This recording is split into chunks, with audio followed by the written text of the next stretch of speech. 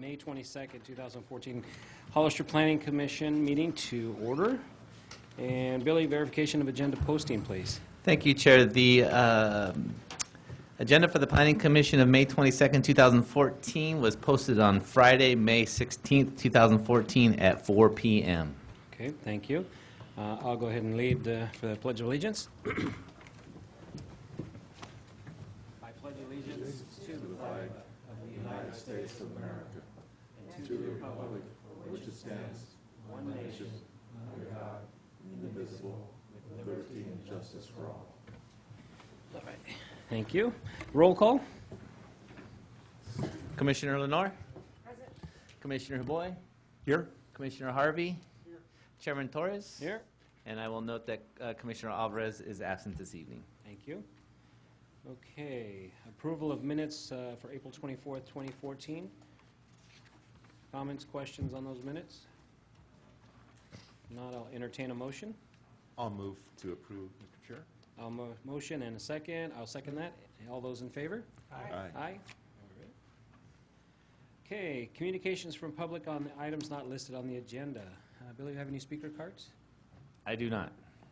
Okay. We'll go ahead and bring it down to public hearings. Item number 1, Site and Architectural Review 2014-5. Gilroy Construction, Inc. requesting site and architectural approval for the construction of a 400 square foot office and propane storage tank yard, suburban propane, on a 1.1 acre site. The property is located within the M1 Light Industrial Zoning District on Lana Way, APN 051-162-003, and CEQA is categorical exemption from CEQA pursuant to Section 15332, Infill Development Projects, Class 32. Abraham? Thank you, Mr. Chair.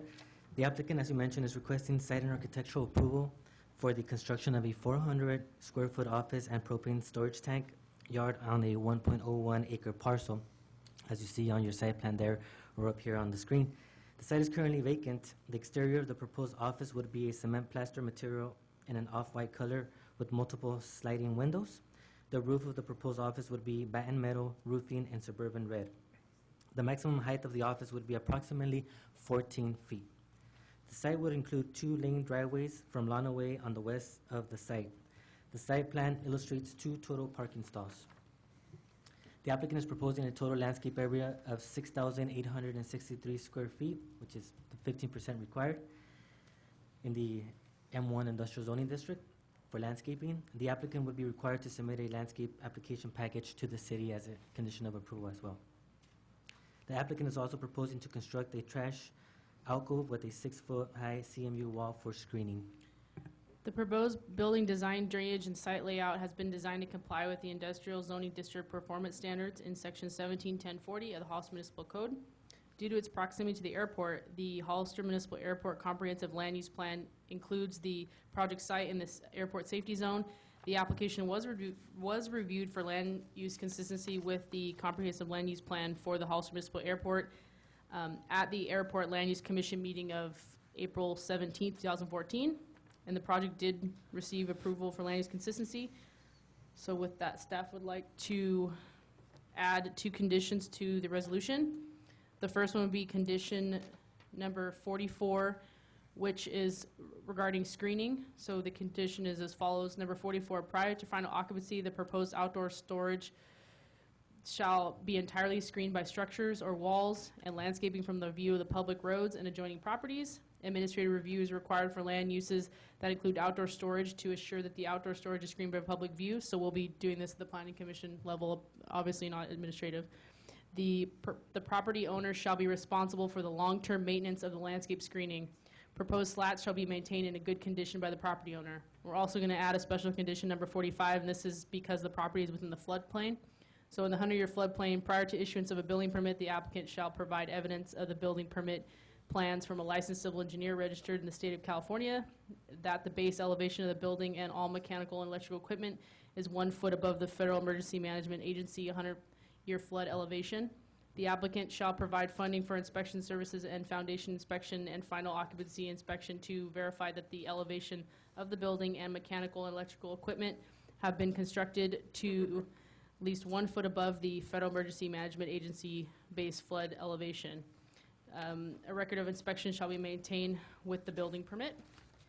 And with this, staff recommends that the Planning Commission review the applicant's request, receive all written and oral testimony regarding the proposal, and consider approving site and architectural application number 2014-5, subject to the findings and conditions contained in the draft resolution with, of course, the addition of condition number 44 and 45. Are there any questions for staff? No questions? Nope.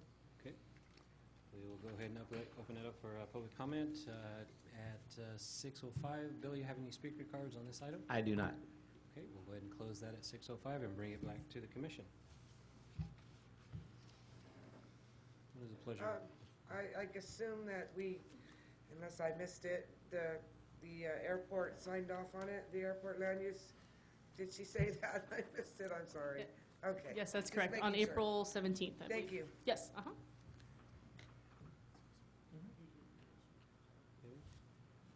Yeah, I mean, you can do Entertain a it. motion. Can you go back to the site plan real quick? Sure.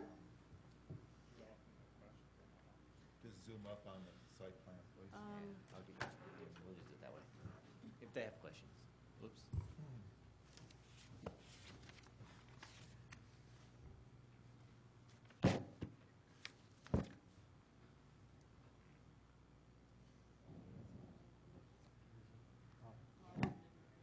No,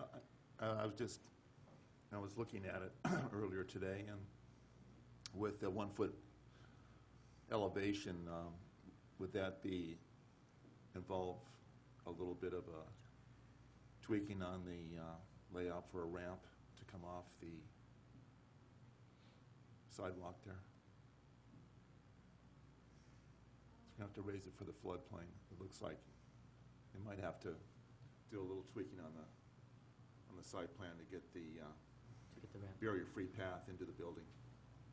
But that can be, I think, when it goes through the process. Correct. But it looks like it's a little tight from the proximity to the access aisle to the building. It looks like they may have to do a wind there or something, I'm not sure. Just a comment. Correct. And you alluded to it correctly, Commissioner Huboy. Pending the approval for this project tonight, the applicant can submit to the building department Right. and the building And they'll official. address it at that time. As you well Okay. know, yes. Okay, thank you. I'm Harold? good. I'm sorry? Okay, and what is the pleasure of the commission on this item? Mr. Chair, I'll go ahead and make the motion to adopt PC resolution, I'm not sure what the number is, 2014-15.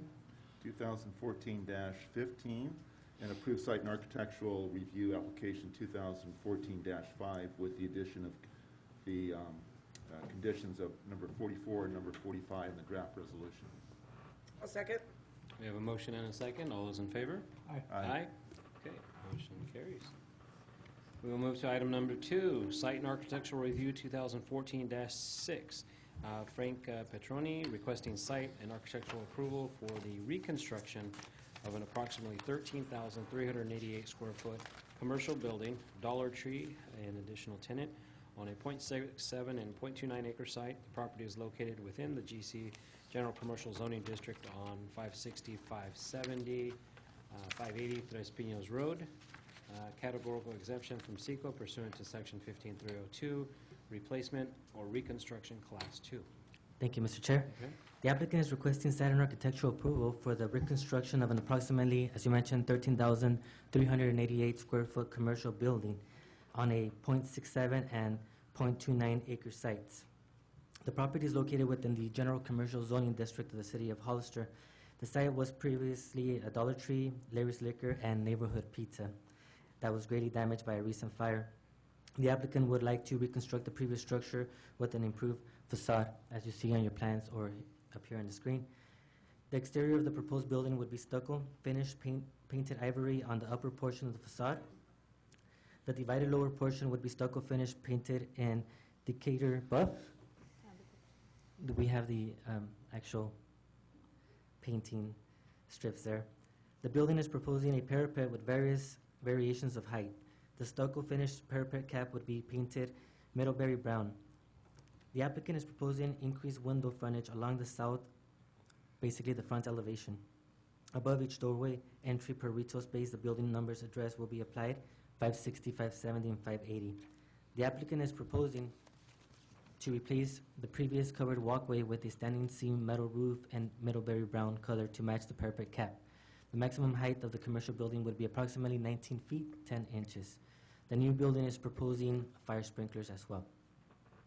The site would maintain the existing parking layout on the site, with the parking being oriented along Trespinos Road. The site plan indicates the current parking lot having 82 parking spaces, with 3 of the spaces designated as American with Disability Act ADA spaces. The applicant would be required to provide bicycle parking of 5% of vehicle spaces, with a minimum of 2 per building.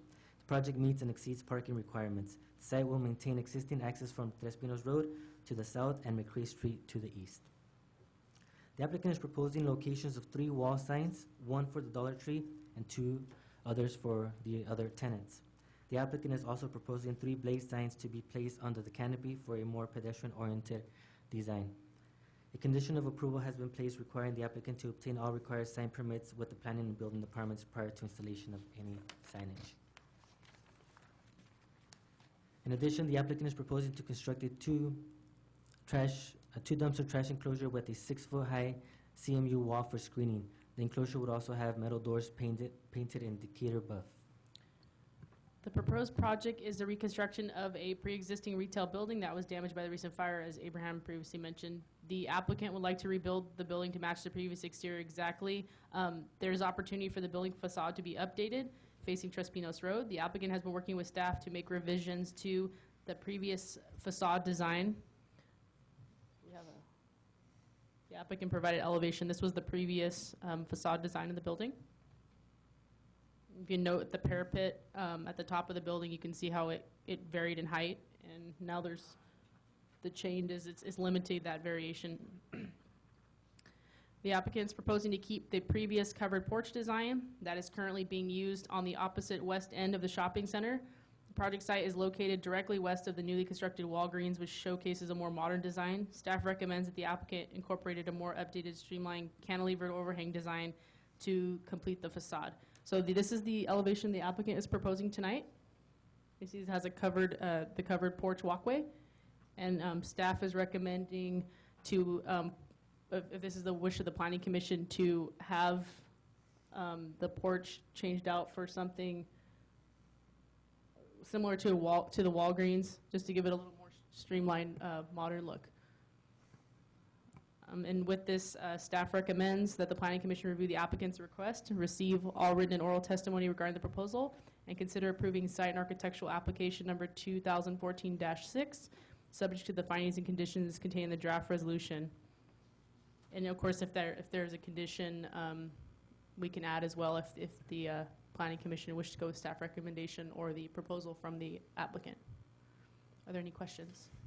So am I correct to say is that the elevation, the proposed elevation is subject to further changes to bring it up to a more of a modern look? Is that correct, Abraham?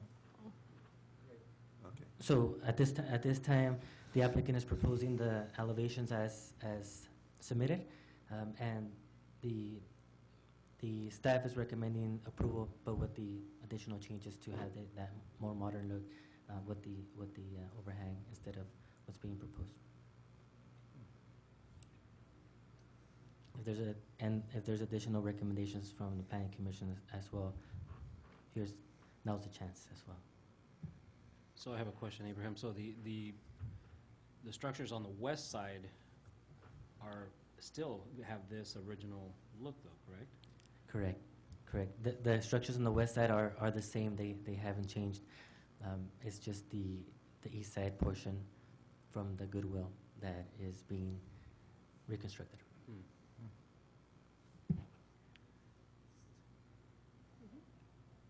Yeah, the photo that you had there showed the Walgreens to the other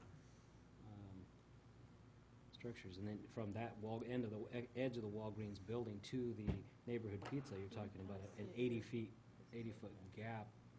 But requiring them to go this design, you know, the buildings as they exist now would basically look as part of the other development, and I'm just wondering if that would look somewhat odd, having, you know, this more modern look and then go right into the same older look. I don't know, that's just my opinion. I think it just, I share your feelings, Mr. Chair.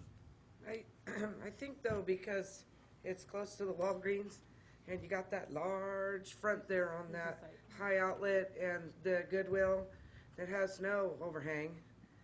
I don't know, what's the harm in updating that end? I mean, it might even catch and go, it might be nice someday for the Goodwill to do a more modern look. For the sake of the Walgreen that is new and it's so close, I'm more leaning towards a more modern look. Because the other cover is so far away. I mean, it's personal preference. I could see why you might want it to look uniform, but you got such a big gap there that doesn't have it. Yeah. And I'd like to compliment the Walgreens if possible. I agree with Commissioner Lenore. I think I would like to see the staff recommendation followed. And my understanding is because part of it is there's 3 different owners or 3 different, it's not all, there's 3 different parcels or something that. There's different parcels, that's correct, So that's Commissioner part of Harvey, it. and yeah, absolutely. And the concern is that the existing shopping center would have that differentiated overhang from what's existing to the west side, but it is more towards the west side of the Goodwill building, and this would be, our staff's recommendation would be to have it more consistent to more of a modern look, and possibly, like Commissioner Lenore alluded to, in the future, maybe having the other section of the building possibly also make modifications as well. so the other thing that comes up too is, I guess you were looking at this and taking also into consideration the chevron that's in front as well.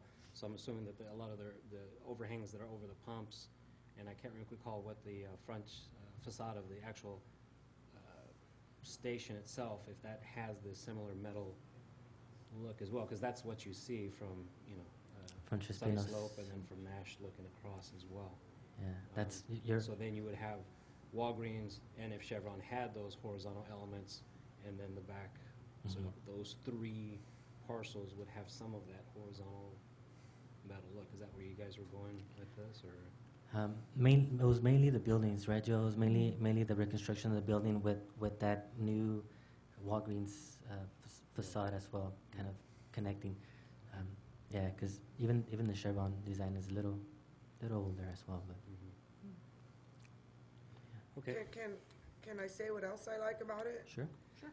I never liked those high windows in the pizza place. I'm really happy to see that they're putting in some nice full windows, and I think it's going to really open it up, and people will be able to see out. You won't feel like you're so closed in. I think that's going to look nice, nicer than those other windows. So I'm looking forward to that. Jill, I know I know I asked you this earlier today, but do we know what else possibly is going to go in those other 2 spaces? We Not haven't at this went- point. No, Okay. not sure at this point. They're also adding the projecting blade signs under whatever ends up being the covered porch area, which is good for pedestrian signage. So as you're coming around from Rancho San Justo School, you can see which tenants there are. So they're right here. So each tenant can have their own blade sign under the canopy. So that's another new feature they've added, which is And great. the restroom. Yes, in the dollar store. Nice move. I like that.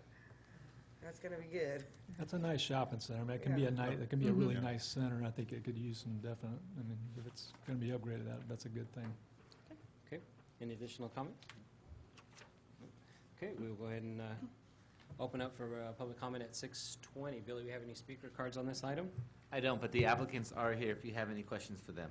Okay, any feedback from the applicants in regards to what's being discussed? Sure.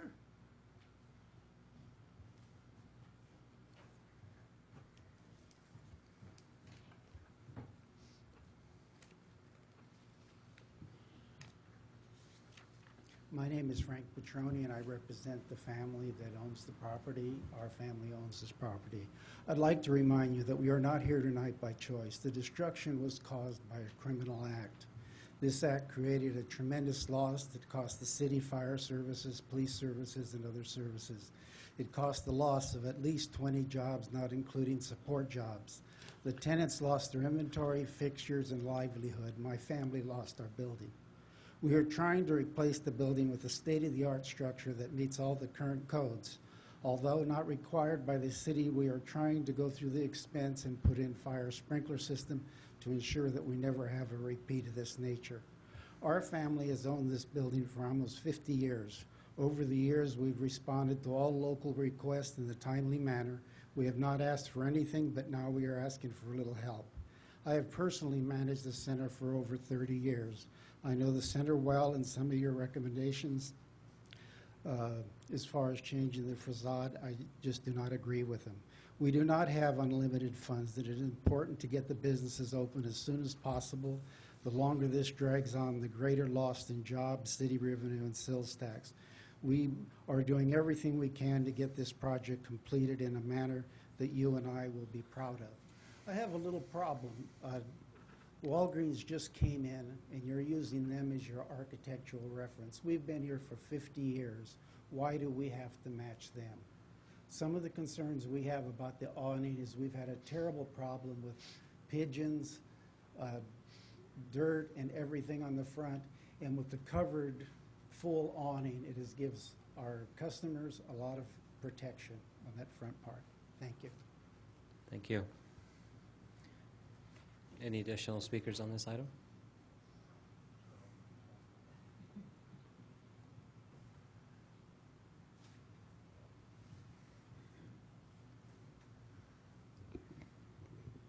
Yes, can you hear me all right? Okay.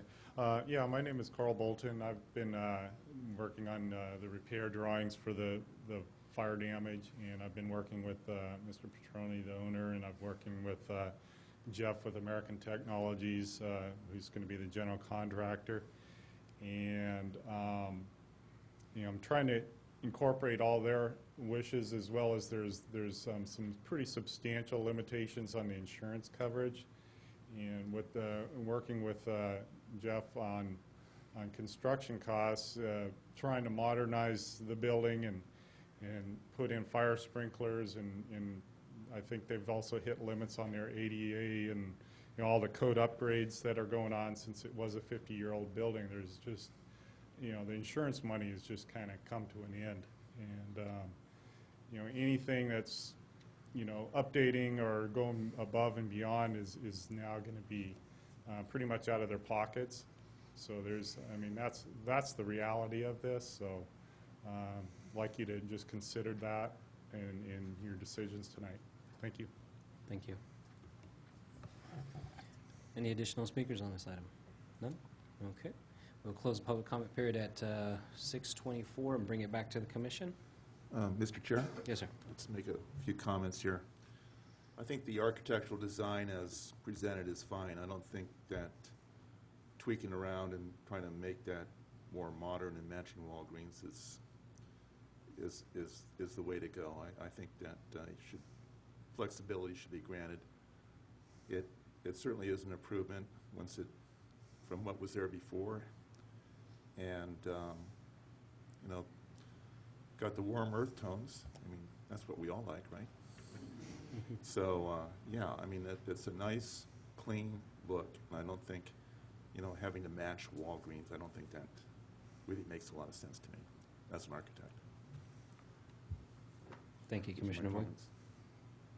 I also agree with that as well. I believe the architecture as it stands should remain, so those are my comments. Because I do like the changes they have made.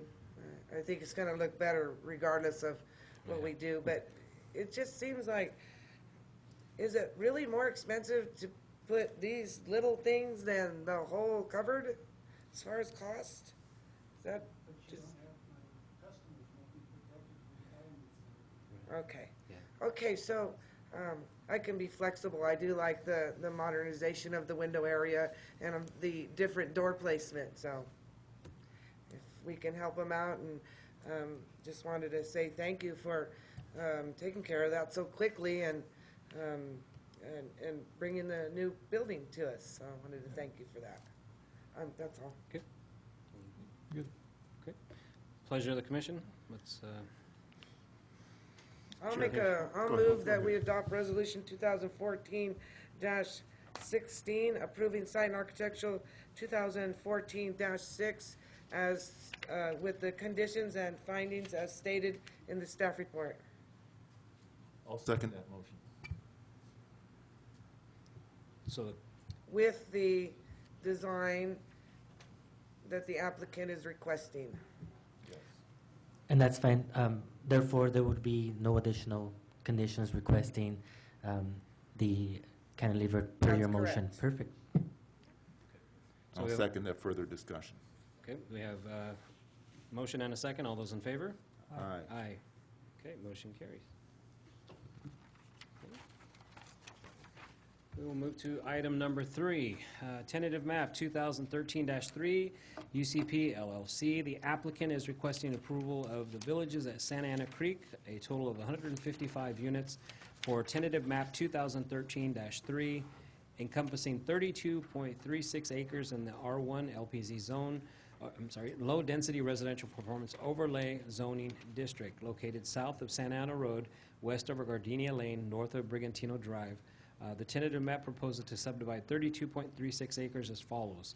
155 single-family lots on 21.37 net acres, 3.33 acres for common open space and dedicated park site, and 7.46 acres and 0.119 acres dedicated as private driveways. CEQA's mitigated negative declaration.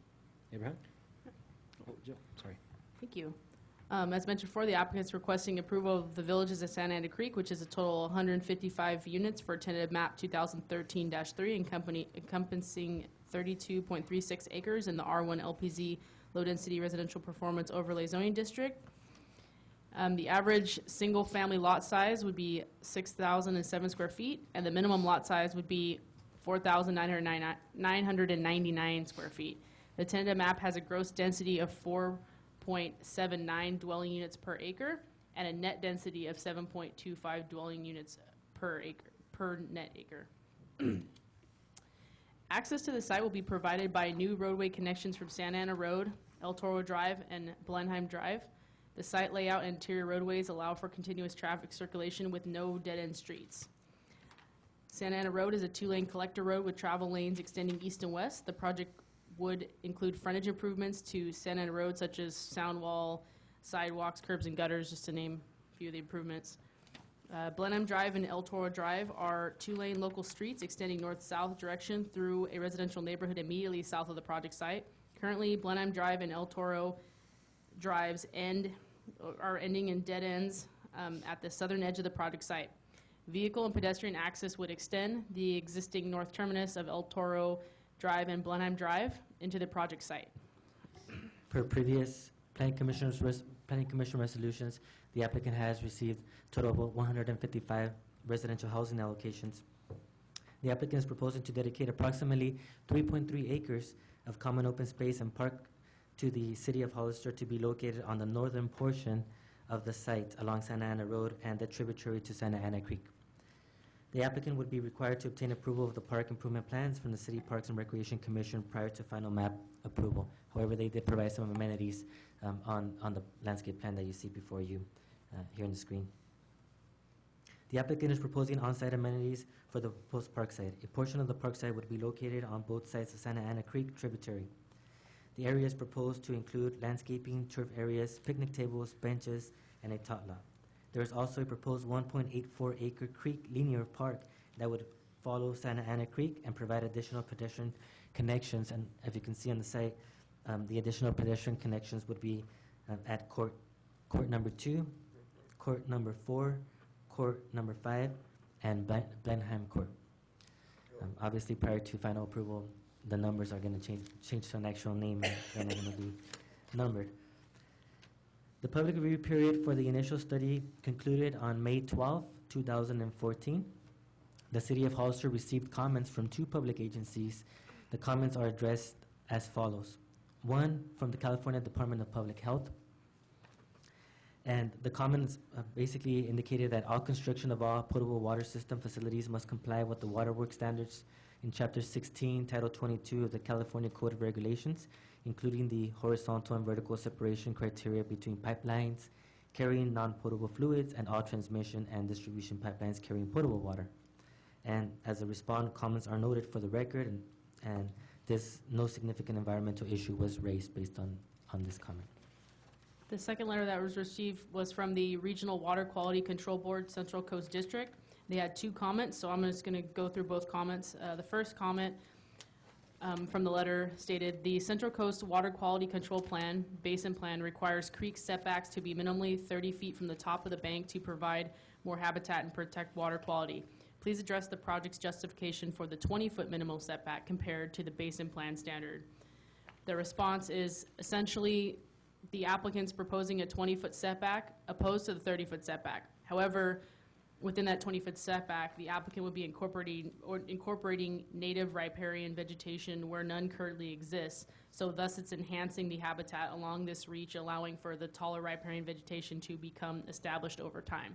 So within that smaller setback, they're going to be creating a habitat that doesn't exist at this point in terms of tree and bird perches. The second comment states the initial study, Mitigate Negative Declaration, provides no consideration to the impacts to creek morphology due to culvert positioning and greater runoff volume from added imperviousness to the roadway and new housing development. Please address a response to creek flows on channel shaping, response to creek morphology, to changes in flow velocity and runoff volume, impacts on existing vegetation and habitat from changes in creek flows, the possible scour impacts around the culvert inlets and outlets. The response is the modification required for flood control and align the drainage channel with new and extended box culverts will modify or widen the channel on both sides of Santa Ana Road, triggering the need for state and federal permits. The implementation of mitigation measure 4-2 ensures that the project will result in no net loss of federally protected waters as determined in the Clean Water Act Section 404 and 401 permits and or the 1602 Streambed Alteration Agreement. Evidence of compliance must be provided prior to construction and grading activities. Staff would also like to recommend revisions to the following mitigation measures. They are located towards the end on page 13 of 19 of the draft resolution before you. You also have them here on the screen as well. The first one is regarding biological resources in mitigation measure 4-2. Essentially, the language that is stricken, that has a strike through, is being proposed to be removed from the mitigation measure, and the language in red font is being proposed to be added, and essentially covering one of the responses that Joe just read right now, indicating that would require permit under Section 404 and 401 of the Clean Water Act and notification of lake or stream bed alteration under the California Fish and Game Code. That's for that mitigation measure. The second one is mitigation measure 9-3, which says prior to issuance of any grading or building permits for the project areas within a flood zone. Actually, it doesn't say within a flood zone, but we want to make sure that the project is stricken and added areas within a flood zone. The applicant shall obtain a development permit for construction with a special flood hazard zone from the planning director in accordance with Section 1520-100. So essentially, we want to indicate that within the areas of the flood zone and not necessarily for the whole project.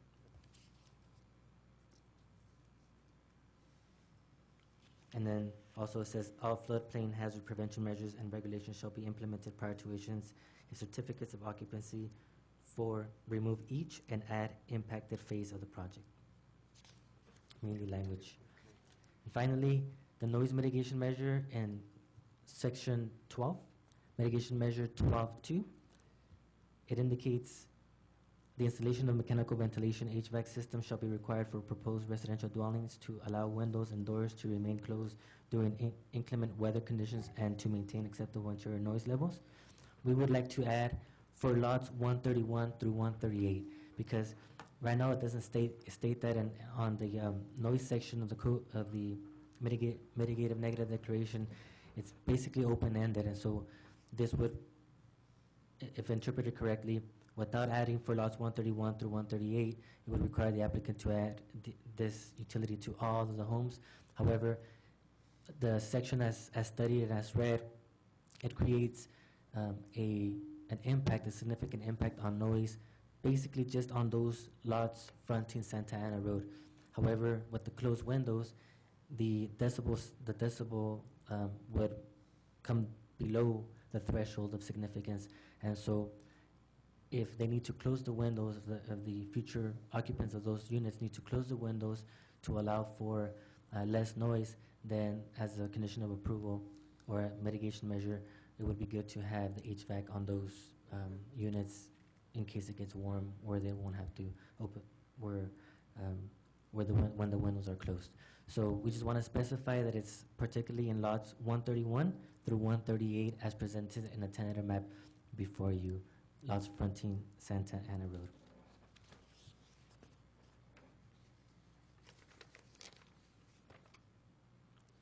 So with that, staff recommends that the Planning Commission review the applicant's request, receive all written and oral testimony regarding the proposal, and consider approving the following subject to the findings and conditions contained in the draft resolutions with revisions made to mitigation measures 4-2, 9-3, and 12-2. One mitigated negative declaration and mitigation monitoring and reporting program for tentative map 2013-3 and the tentative map 2013-3 as well. Any questions for staff? I just have a comment, and I think I've mentioned this a while back, is that for the mitigation measure 12-2, for closing your windows to mitigate the noise, it's not necessarily involve a full-fledged HVAC condenser type, system.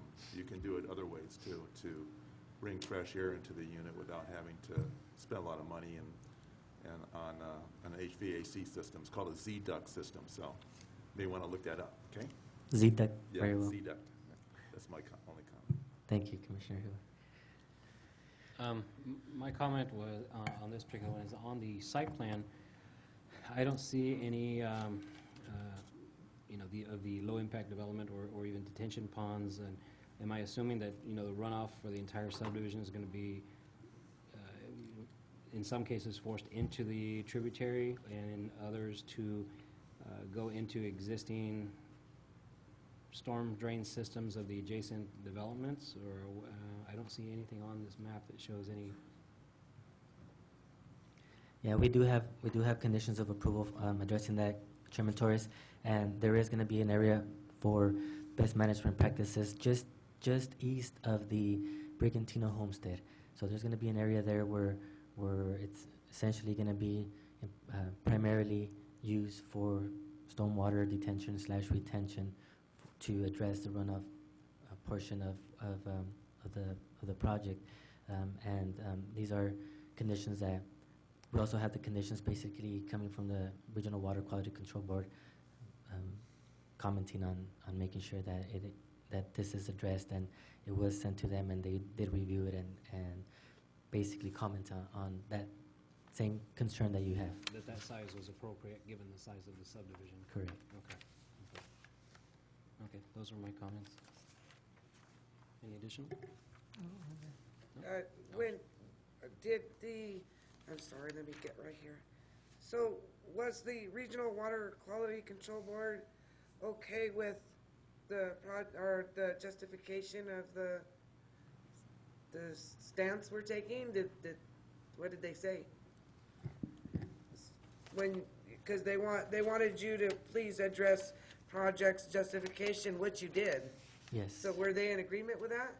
I know Danny Hillstock in our engineering department was basically going back and forth with Dave Innes, one of the members from the Regional Water Quality Control Board, with our responses.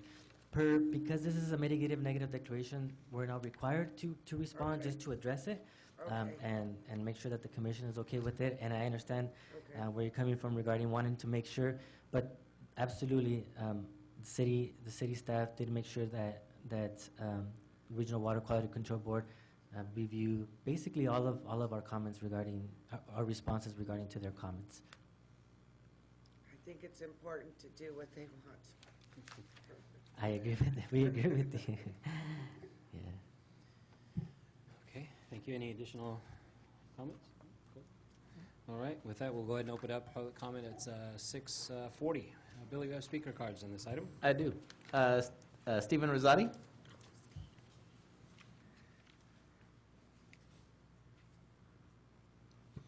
Hi, good evening. I'm Steve Rosati, and our family are the neighbors on the west side of the applicant's property. I have a few comments for the mitigated negative declaration, and these points hold true for our property as well as properties in the near vicinity that will be coming to you in the future. So most of my comments are regarding roads and transportation section of the negative declaration. If a negative declaration is to be used, I believe it's in the best interest of the community if the Planning Commission include the following in the mitigated document regarding the future road impacts.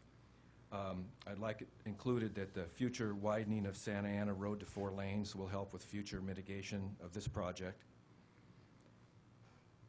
Secondly, that the future extension of Meridian Street to Fairview Road is a real necessity identified years ago for the needed traffic circulation in the area, and that's a must as well.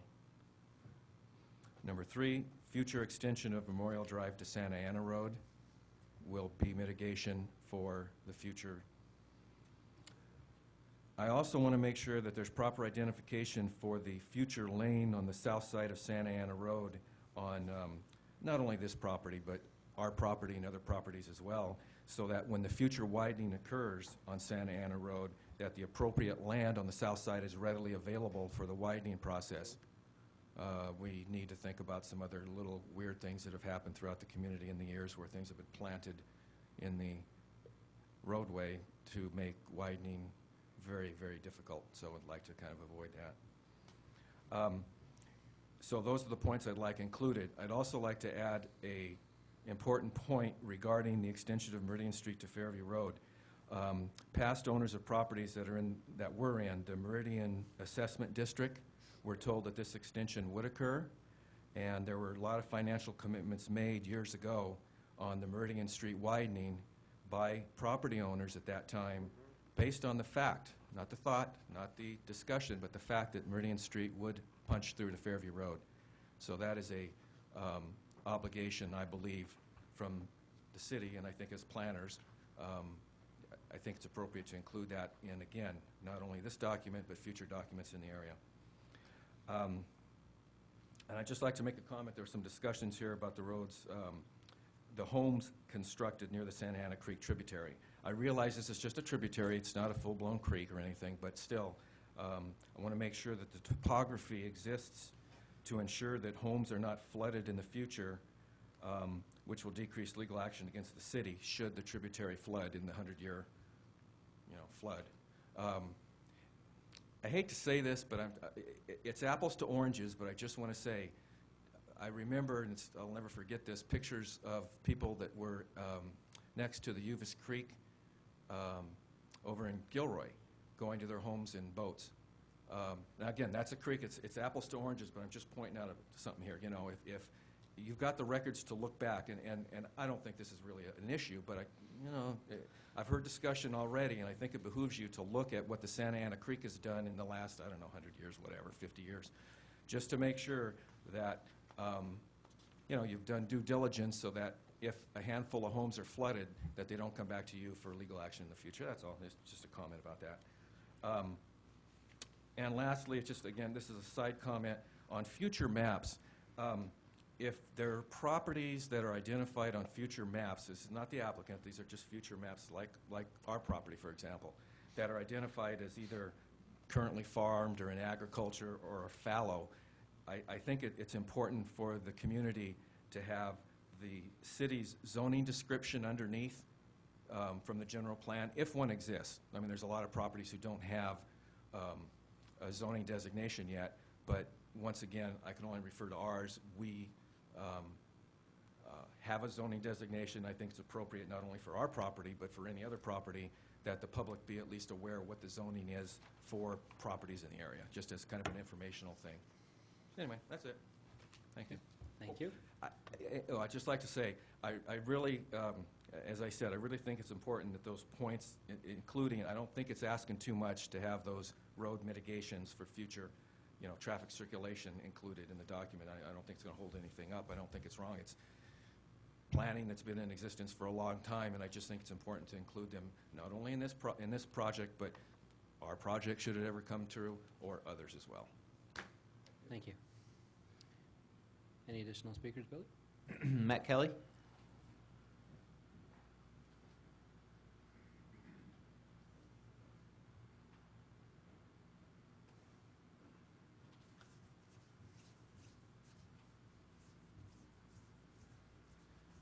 Good evening. I'm Matt Kelly. I'm the engineer on the project. I just wanted to assure Mr. Chairman that this project will meet or exceed the city's and the state's water quality requirements with respect to stormwater discharge. We will not be discharging any water into the tributary. In fact, the impact to the creek will be an overall reduction in water. The stormwater system will be collected in the streets and directed to an underground detention basin located over here under the tot lot. And that detention basin will store and infiltrate the 85th percentile storm, which is what the state requires. And it will also release the stormwater at the pre-developed rates. So you won't see any impact to downstream infrastructure.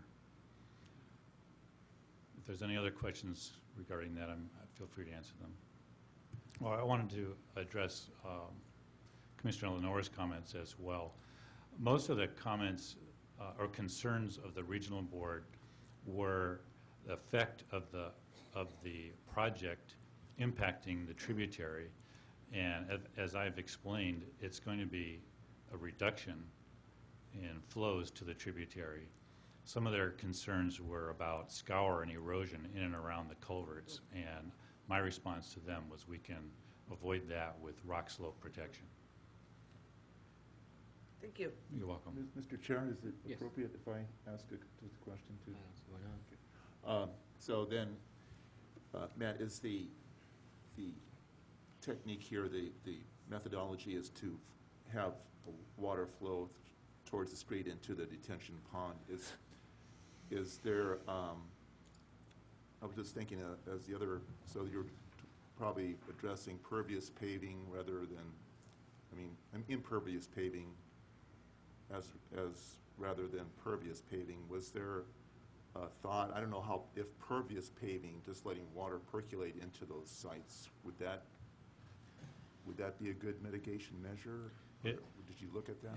It is, but the underground chamber system is more favorable in this type of project. It's more centrally located, easier to maintain, a lot cheaper to implement. Okay. And I guess, I don't know if my other question is relating to is there like, I know on the other development there was a 1 foot required elevation for the flood zone. Is there, what is the? I meant to address that as well, yes. We will be applying to FEMA for a letter of map revision. Actually, we will be revising the flood map through this area. So it'll be more concentrated towards the creek tributary and not spreading out all over. And we're doing that by raising the pad elevations above the natural grade. Yeah, the finished floors will be at least a foot above the flood elevation. Okay. Thank you, Matt. You're welcome. Thank you. Additional speaker, President Billy? I have none. Okay. We'll go ahead and close the public comment period at 6:50 and bring it back to the commission. Questions, comments? Well, as one comment I have, I do like the design of the linear park around the tributary area by Nita Kane, I think that it looks good. So I commend landscape architect for the design. I like the benches and pathways, and I think looks good on paper anyhow. Okay, additional comments? Where does the, on this property, and then you have Meridian Street that dead ends, does it actually have frontage on this, or is it more east? I kind of need an overview. Do you have some, show me where Meridian Street dead ends there? About where is it? It would be down, because Yeah, it's not on there. it would be to the south. So Meridian Street is this way. Right. So there's But- Brigantino Drive. So it's, how far? It doesn't really touch this property, right? That's Where it correct. dead ends at? Yes, That's correct. It's a little bit, it's more east. Okay, so I certainly understand Steve's comments, because I know where Steve comes from, and I'm a big circulation fan. And I don't know how we do it tonight, if it's even possible, but I do hear what he's saying. You just have to plan for roads, because after the fact, it's too late. So I don't know if the city needs to entertain some, What, Go ahead. if I can address that particular street. That particular street actually ended up back in our traffic impact fee model program. It's project number 11, I think it is. Steve and I actually looked at it the other day in my office. Traffic impact fees that are now collected in the city of Hollister, and you know, there's a ton of projects that are part of that model and that program. But for several years, Meridian Street was taken out of the program. It is now back in. So we will be collecting fees to eventually, at some point, build that road. there's We can already argue about a- how much the fee is, but nevertheless, Does that include the widening of Santa Ana Road, Bill? I do not believe it does include the widening of Santa Ana. See, wouldn't it behoove the city to do some study to see if you need an assessment district for future subdivisions? Like Santa Ana Road being 4 lanes, like we did Meridian Street? That's how you did it. I mean, that's what he's saying. Somewhere it has to be addressed. I don't know how you do that Yeah. tonight, though. I don't need either. Oh, it does? Oh, David said that our design standard for Santa Ana is already at 4 lanes, or 4 lanes. Okay? I'm sorry, the proposed design is for 4 lanes? Yes. So then it's not going to be a matter of removing obstacles that were master planned in the... No, so, and now that you're thinking about it, if you can picture where the curb and gutter is in front of Gavilan School and the Right. dual language, you know how it's much wider there? Right. Okay, so, as those properties develop along Santa Ana, that's where the right-of-way is, They just bore the whole cost at the time of development? for their frontages. Right. That makes sense. What's the memorial to Santa Ana? I mean, what, that street, extending it to Santa Ana, when is that in the plans, somewhere down the line? From, or Extend, making Memorial Drive go all the way? to and that's Santa- actually the street that's being sort of contemplated in Mr. Rosati's property. He's the property owner where it goes, Mr. Rosati owns the piece essentially adjacent to this property, and you're the only one in between that and the school, right? Yeah. So the eastern boundary of the school, Mays, and that's their section, the Rosati family, and that's where Memorial is eventually going to go through there. It's further west. Can you let him speak again? Because I like to hear what he says. Sorry? Can he speak again? Can we open that up again, Billy, or? What's that? Can Steve speak again? Yeah, Yeah, absolutely. okay, that's fine. Yeah, it's up to the chair. He can Okay. open the public hearing again. Okay, we'll go ahead and open it up again. I just want to make a comment. My only concern, again, not only for this property, but our property, I want to make sure that if and when we develop, we don't go plant a house in the right-of-way where the widening of the 4 lanes is. You know, I know it sounds Okay. kind of stupid. It's on your documents, but I can only say, there were a lot of other things and other roadways that were in the documents, and when you look today, homes were built in the wrong direction, i.e. Yeah. Meridian and Fairview, okay? You got, I don't want to bore you, you all know this, but you know, we've got water mains on Fairview that has ruined the widening of the east side of Fairview. I won't bore you with all this. I just want to make sure, this is a planning place. If the 4 lanes are designated for the future, I just want to make sure that you can come to me and say, hey, don't forget, you can't go putting any infrastructure or homes or walls or sidewalks in here, because that's going to be for the widening process in the future. That's all I'm trying to say. You know, just let's not lose track of it. It's in the documents, but here's where it happens, and it should happen here. You know, you don't think it can, but it can. Anyway. Thank you. Thank you, Steve. Okay, so back to the commission. What is pleasure on this item? Well, I just want to say is that I know what Mr. Rosati is saying. I've seen it happen before, where you have, once they widen the street, you've got a house sitting there with a 10-foot setback. You know, it's happened, so we need to be mindful of that, to master plan that winding of Santa Ana Road. So, Okay. I just Now, agree I'm with that. confident staff will definitely take that into consideration, and along with engineering as well. So, entertain a motion? I'll go ahead and see if I can take a stab at this, Mr. Chair. I'll make the motion to adopt PC Resolution 2014, is it -17, Bill? Yes. 17? 17 And, is the mitigated net deck, and 18 is the map. Okay, we'll begin with the 2017 with the mitigated neg deck with the modifications to mitigation measures 4-2, 9-3, and 12-2.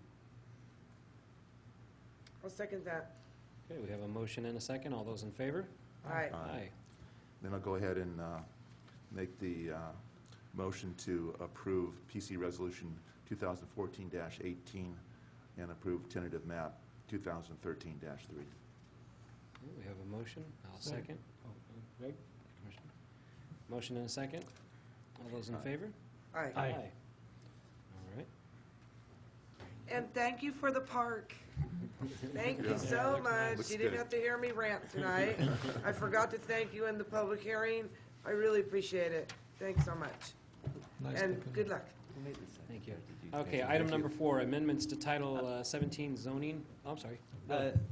I'm sorry, who made the second on the second one? Greg. Greg? Okay.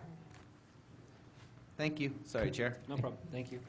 Item 4, amendments to Title 17 zoning to the Hollister Municipal Code, and ordinance to amend miscellaneous sections of Title 17 zoning, Title 10 vehicles and traffic code to assure internal consistency and minor clarifications in the Hollister Municipal Code for additions, clarifications, and corrections to standards for residential densities, parking, fencing, mobile food vendors, homeless shelters, and transitional housing, and recreational vehicles and boats. That's a lot. Yeesh. CEQA, categorical exemption. Oh. Jill? Yeah, thank you. The City Council of the City of Hollister has directed staff to work with the City of Hollister Planning Commission to prepare a recommendation on mobile food vending standards to be presented to the City Council for review and adoption as an ordinance to the Hollister Municipal Code. Also, at its April 24th, 2014 City of Hollister Planning Commission meeting, the Planning Commission directed staff to review and address Title 10 Vehicles and Traffic Code of the Hollister Municipal Code, in particular, Chapter 10.10, Recreational Vehicles and Codes. Staff has reviewed the section of the code and prepared an amendment which clarifies the period of time for loading and unloading recreational vehicles or boats upon any public right-of-way. Staff has prepared additional amendments to Title 17 zoning to assure internal consistency and minor clarifications in the Hollister Municipal Code. We want to make clarifications and corrections to standards for parking stalls for light industrial uses, for fence heights, residential densities, and homeless shelters and transitional housing. The amendments will provide the opportunity for mobile food vendors to establish in the city of Hollister. Staff has researched the state health and safety codes as well as zoning codes from other cities pertaining to mobile food vendors. Also, staff has talked to planners from other jurisdictions and health officials regarding mobile food facilities, as well as has met with operating vendors, also with prospective vendors, and also with former mobile food vendors. Staff will begin with an overview of the mobile food vending facilities. Essentially, there are 5 sections, and at the last Planning Commission meeting, April 24th, we presented a thorough overview. So we'll be presenting more of a summary and also specify where any adjustments were made since the last Planning Commission meeting. The section of the mobile food ordinance, we'll start with that one, and then we'll continue with the ones that Joe mentioned, the other 4 sections. But essentially, it's proposed to be placed in Section 17, zoning, Chapter 22, which is special uses, and it would be on that section because we feel that the mobile food vending section is a special use. The first part, Section A, essentially pertains to the definitions. And in the definitions, as you can see, and then we'll bring it back. Sorry, that was my. It's essentially it's the same definitions as provided at the April 24th Planning Commission meeting, and we did go over the definitions, and we did go over essentially the whole proposed amendments with staff and with the city attorneys as well. And as you can see up on the screen, what's strike through is the changes that we made to eliminate from the language, and everything in red that does not have the strike through is what we're proposing to add. Just very minor clarifications since the April 24th meeting. And for this section, that's basically the same as was provided to you on your packets, with the exceptions of the changes. Does the Planning Commission have any questions when it comes to Section A for the mobile food vending? So now we can proceed. Any questions about we're just going to go for the definition. So go through section by section and ask if there's questions. So is there any questions for staff for the definitions? Correct. Yeah. Or if you prefer, we can go through the whole thing and No, Yeah, no questions. it's Okay. minor. very well. Back to the first one. Sorry, Joe. So staff will, originally staff had indicated recommending that mobile food facilities be permitted in the North Gateway, M1, which is basically industrial and light industrial, in the industrial business parks, and airport support zoning districts. After meeting with staff and going over all the standards that the mobile food vendors have to meet within the permit requirements and other criteria, staff recommends that mobile food vending facilities also be permitted in other zoning districts, including general commercial, mixed use, and commercial office. Staff would process each application and ensure that all standards are met, and if staff begins to notice any issues or possible concerns, staff can always return to the commission and request that adjustments be made to the ordinance. Right now, we've been seeing interest of mobile food vendors come in, and not a lot. We've talked to about 7 or so, and at this time, I know that in the past we've mainly focused on the north side of town with the exception of Industrial Drive, but after discussing with staff, we feel that if we allow them in other districts as well, we can see how that works out, and then essentially each mobile food vendor will have to go through the process, the administrative permit process, and if there's any concerns, any issues, we can eventually come back to the Planning Commission and make adjustments.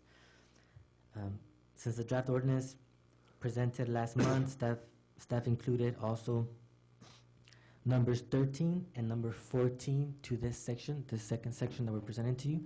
Essentially, number 13. Next slide, please. Next one. So it would be number 13 and 14. There it is, at the very bottom. So number 13 and 14, we have it right here in the front, and as well as in the draft ordinance. 13 basically reads, open flame cooking is prohibited. The generation of smoke odor pursuant to sections 832.060 nuisances of the Hollister Municipal Code is prohibited. So it's essentially just responding to what the code states now. And number 14, we realized that we didn't address loud noise. So essentially it would be amplified music or other sounds from any mobile food vending facility shall comply with the noise requirements in Chapter 8 of the Hollister Municipal Code. Essentially just providing direction to the code. Are there any questions regarding section B? What are the zoning districts you're adding again? General commercial, downtown mixed use? The first slide. So it would be everywhere, all the, where it says P, permitted, that would be what's added, and the NP would be where it's not permitted, which is essentially residential, parks, public facilities would not be permitted. How did we evolve to that? What happened? We didn't discuss this. That's something that I don't take lightly. We didn't discuss this to just say, let's do it everywhere. We had the meetings, it never came up. We have, that's right, Commissioner Lenore, and we brought it back to staff, and we were reviewing it, and we thought we would present it to you if the planning commission agreed to it, we can move forward with the recommendation.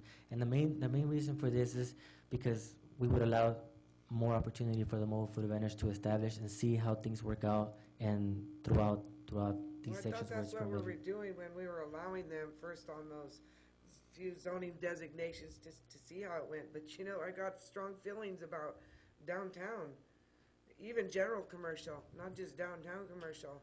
I'm just saying that people have high overhead in buildings. They have to pay utilities and leases and rents, and it's running a business isn't easy downtown. I don't, if you want to know, I'm not in favor of that, so I'm just going to say it. Those are my feelings. I don't know how everybody else feels. At least some further discussion is warranted. I can't just agree to that off like If that. if I can just add not my 2 cents, but just about probably 10 months, 8 to 10 months ago, we had conversations with the city council about when the courthouse opens. And keep in mind, I mean, on the courthouse, obviously that's a public facility, but they were talking about, doing some stuff on the lots across the street for the courthouse to kind of cater to those people that were there, possibly on the other side by Gavilan College. So I completely understand where you're coming from as well, but at the same time, in most downtowns, that's where you'll see vendors. On public property, maybe, but if you're gonna start letting everybody put mobile food vending on a lot, Understood. what about the businesses that are already established? Hey, this is why we're here. I don't have anything against the courthouse doing something on the public property, but I know they're after that lot there across the street. Yeah. Mhm. I don't wanna see helter-skelter right there. I Okay. just don't, Okay. don't think it's gonna look good for the courthouse either. Well, you were saying, though, that this isn't etched in stone yet, though, right? I mean, we're still have chances, I mean. Correct, that's correct, Commissioner Huboy. This is for discussion purposes. Bill is correct. The opportunities for sites within the downtown area are based on the standards where it requires separation from a driveway, amplified separation from a driveway, where it requires that bathrooms are permitted per the health department standards. We see that there's not, there are opportunities, but not very much in the downtown area. There is, for example, the possibility for the courthouse or the lots adjacent to the courthouse to be allowed to have the mobile food vendors. And then from there, in the general commercial area, commercial office would also be an opportunity for mobile food vendors to establish. Keep in mind, we have a lot of vacant lots downtown. There's that whole corner there across from the old Getty's Liquors. There's the Gunnels lot. There's the State Theater lot. Can you imagine? Start getting that in your head. Mobile food vending anywhere there. I know when we talked. They got improved frontages already. We did talk about this before. We did have a lot of reservations about the downtown area. Everybody has their own opinion. Yeah. I'm giving you mine. And keep in mind, this is why we're here. You Yes. make a recommendation.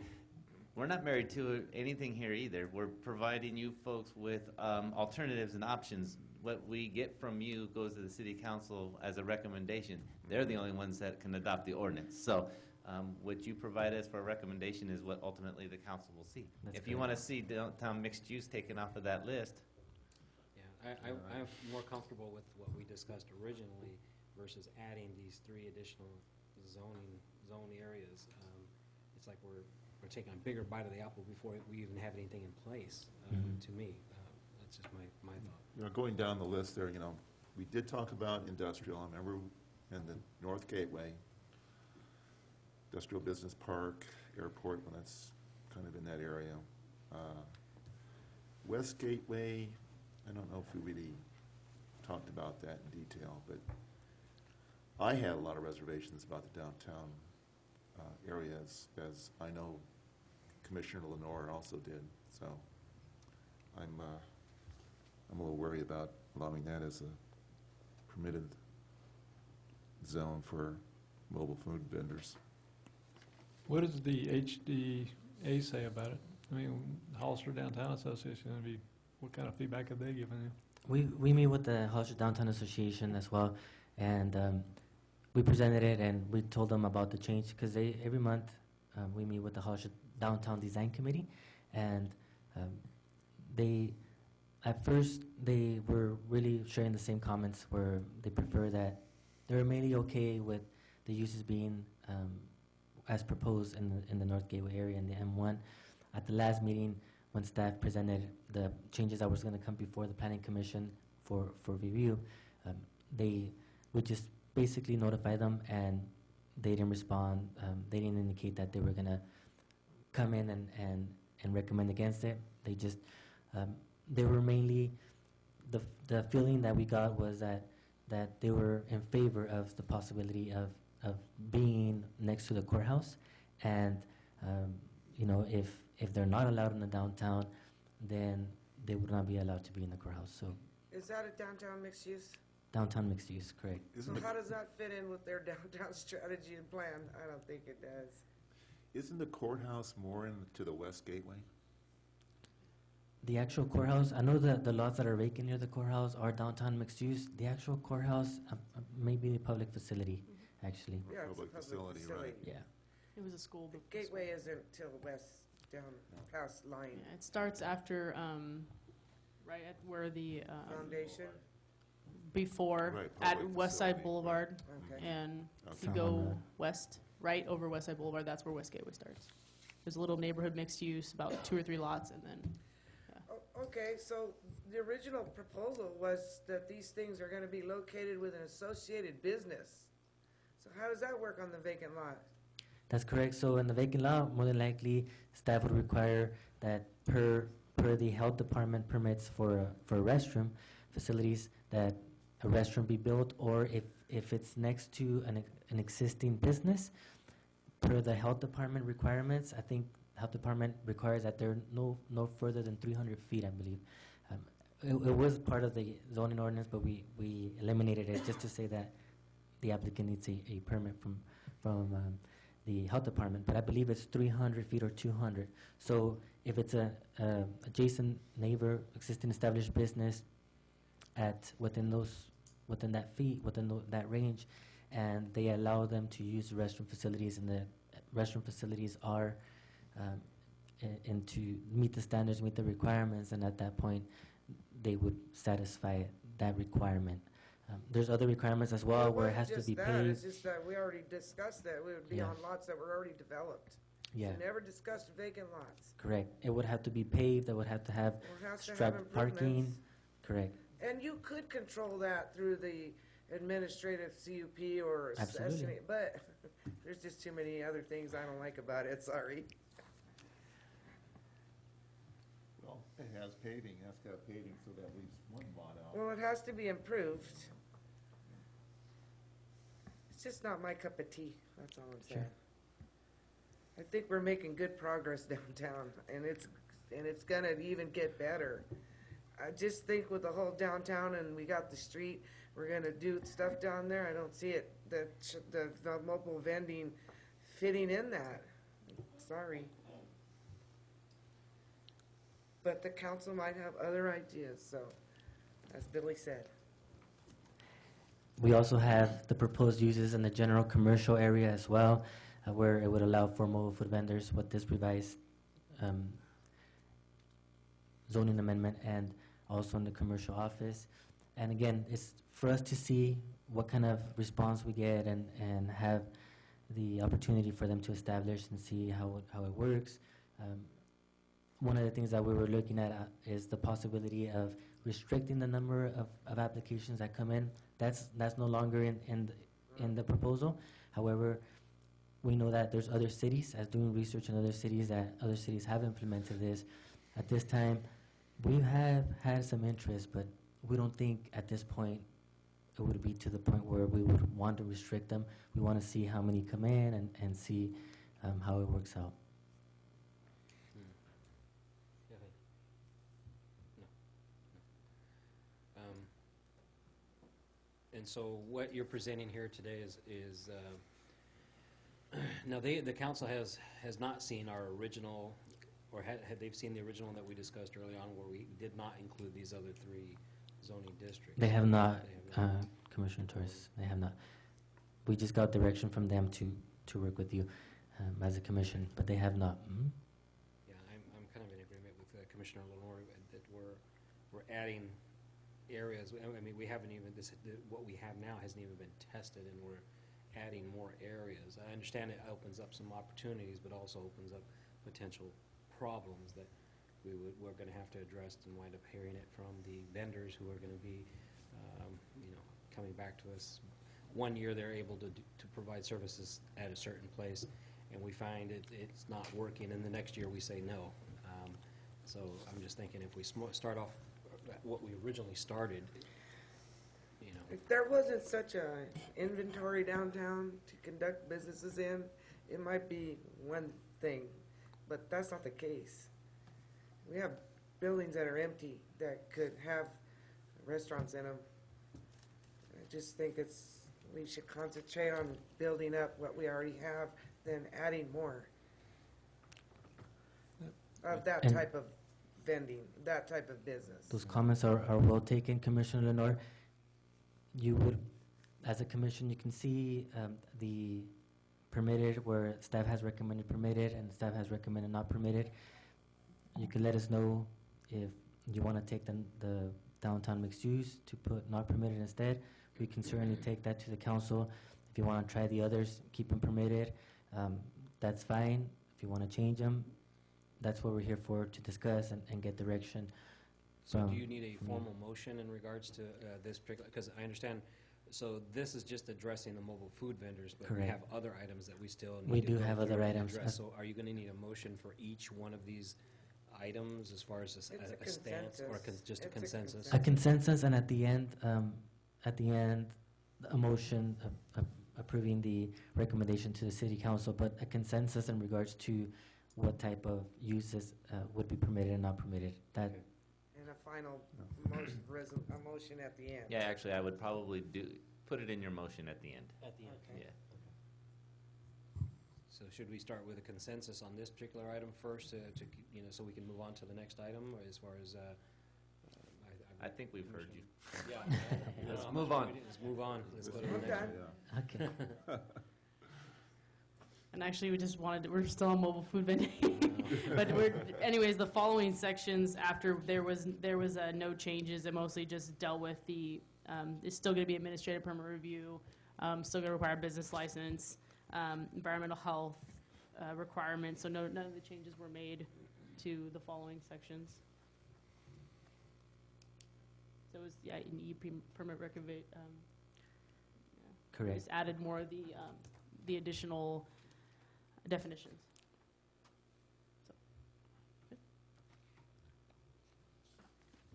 So now we can move to the next amendment. So this is regards to residential front yard fencing. So currently, the front yard fencing standard states that 3 feet or 4 feet with administrative approval from the city planner. The amendment for residential front yard fencing may permit the property owner to increase the height of the fence in the front yard shared by the adjoining neighbor as the fence is placed farther from the front property line with administrative approval from the city engineer, which does not create a safety or line of sight hazard. No portion of the fence shall exceed the height established by a line drawn beginning at the point 3 feet or 4 feet with the administrative approval from the city engineer above grade as measured immediately next to the front property line and ending at the point that is 6 feet above grade at the setback line. This would permit existing and proposed front yard step fencing. So the line of sight is the red line shown behind you, and within that line of sight, the clearance that the property owner can add a step fencing element within there until they reach the side yard. So they start at the front yard from the 3 feet, and they can work their way back to the side yard fencing. And currently, the front yard fencing is 3 feet all the way in the front yard to the side yard fence. This was from the previous code was before the 2008 revision, so this might look familiar with some of the other fences downtown, but I mean, excuse me, not downtown, throughout the city. But then the city went to a 3 foot only in the front yard. With an administrative approval, you can go up to 4 feet from the city planner. But that allowed most people just to have like a picket fence in the front yard, and once they got to their side yard, they would go up to a 6 foot solid. That's the current Tearing code. back like it always has. 6.5 feet at 3, 6.5 feet at 4. I believe that was the 6.5 feet at previous, yeah. 5, right? That's right, So Commissioner what's Leonard. changing? What's changing? Once it was originally 3 feet all the way, if it's like 20-foot That's what it front is setback, currently. it was 3 feet all the way, 20 feet from the property line to 20 feet. Since when? 2008. Maybe a corner lot, but we never did that on interior lots. In 2008, Commissioner Leonard, the zoning basically addresses it to be at 3 feet, like Joe was saying, all in the front, even within the adjoining neighbor, and that basically made a lot of existing units that had that step fence or that Right. diagonal non-conforming, and I that's think I created. do remember now. Yeah. It was an issue, wasn't Yeah, it? It was, and it is now still. I mean, code enforcement, we have our Yeah, code, a lot of non-conforming fences. we have our code enforcement department here as well, and they could allude to a lot of complaints where they have it, but it's just not, right now it would be non-conforming. And if we change it back to what it is, to how it was before, then it would be essentially, they would make them back into a conforming and give the option to the new residential owners to have the step fence. Yeah, that makes sense. I didn't know that. I totally forgot that. I was just thinking it was still tiered. Yeah. That's a better design. I mean, Yeah. what's a 3-foot fence do? Yeah, for sure. Okay. Any other questions on this one before we move to the next one? Okay. Okay, the next amendment is parking for manufacturing industrial general. Currently, the parking standards for manufacturing and industrial land uses require 2 spaces for each 500 square feet of gross floor area, plus 1 space for each vehicle operated in connection with each use on site. There are existing industrial uses that require large machinery and equipment which cover large portions of floor area, but not necessarily require a large number of employees. With the current ordinance, development of these industrial buildings tend to require excessive parking. The ordinance includes an amendment to the parking requirements for manufacturing and industrial general land uses in relation to the number of employees and/or floor area of the building, whichever is greater. Do you have any questions on that? But if you build a building and it changes use, and you get more employees, or they expand the facility, then what? That's correct. So right now, that's a good question, Commissioner Lenore. So right now it's just based on floor square footage, gross floor area. So essentially, it's 1 per 250 square feet, and that's a concern because we're looking at other jurisdictions as well. I think Gilroy has it at 1 per 350. Morgan Hill has it at 1 per 500 in industrial uses. But then also, there are these companies that have, as Joe was mentioning, these larger areas of space with large machinery, which don't have many employees, and so at that point, that would require, excessive parking, which we think. But then there are some companies. We currently have some companies in Hollister where there is a lot of employees that require a lot of employees, especially in the manufacturing section, and so that's why we're adding also. We're being a little bit less restrictive from 250. We're trying to be more or less around the middle between Gilroy and Morgan Hill. Base it on employees. And then rather we're than also size. adding the employees part of it, and then whichever is greater would apply. Kind of compensating for that. Correct. There's more flexibility, yeah. Correct. Okay. And Thank you.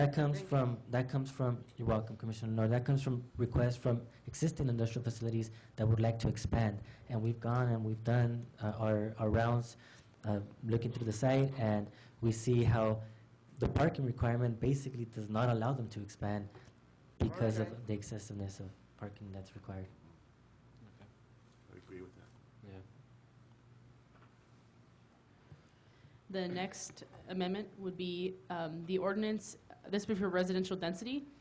The ordinance adds standards that were inadvertently omitted for existing residential lots and residential dwelling units that were lawfully established prior to 2008 zoning ordinance revision.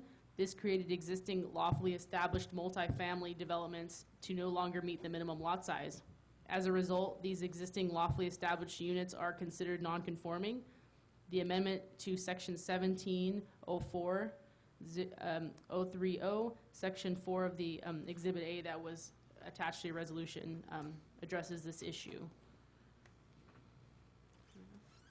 So essentially, we're making some of the non-conforming existing residentials that were lawfully established prior to 2008, again, conforming with the addition of this ordinance. Essentially, the ordinance has the notes of the previous zoning code, which allowed the density to be calculated for those properties or for those residential units that were lawfully established prior to 2008. Basically making corrections to the zoning code, cleaning it up a little bit. Especially Then- those older but urban. then it ones. never changes. I mean, it's just, I understand it's non-conforming, but you've changed it to that. That's a good point, Commissioner Zoning Lenore. ordinance and the general plan. But that's a good point. But these are for lawfully established tentative maps that were approved Prior to 2008. Yeah. prior to 2008. We have some, like in the Old Town, for example, or some that, Old urban sites. yeah, that came in. So then that would have to change. You know, but then again, we also encourage historic preservation. That's a big thing, and we don't want a lot of change. But in certain sections, Okay. such as the newer developments, yeah. And this came up because we have real estate agents, we've had appraisers who come in and they want to appraise a fourplex or a triplex that was approved in 1980, and now because of our zoning ordinance now, our density requirements, on some of these, actually in a lot of these, where there's like a fourplex now, even if they were lawfully constructed, established prior to 2008, now because of our density requirements, they would only, if God forbid a calamity happens, they would only be able to reconstruct 3 instead of the 4. Right. Yeah. And so, I mean, where do you draw the line, though? Well, Is it the old one or the new one? I mean, is Yeah. it the old rules or the new rules? You might get challenged on that down the road in other areas, but and staff would still recommend, though, making sure that they comply with open space requirements, things of that nature. Right. But this is just strictly for density purposes. okay. Yeah, Yes. makes sense. Any other questions, comments on this particular? Nope. We're almost done. Hang in there, everybody. We're almost done. We're gonna go to the next one.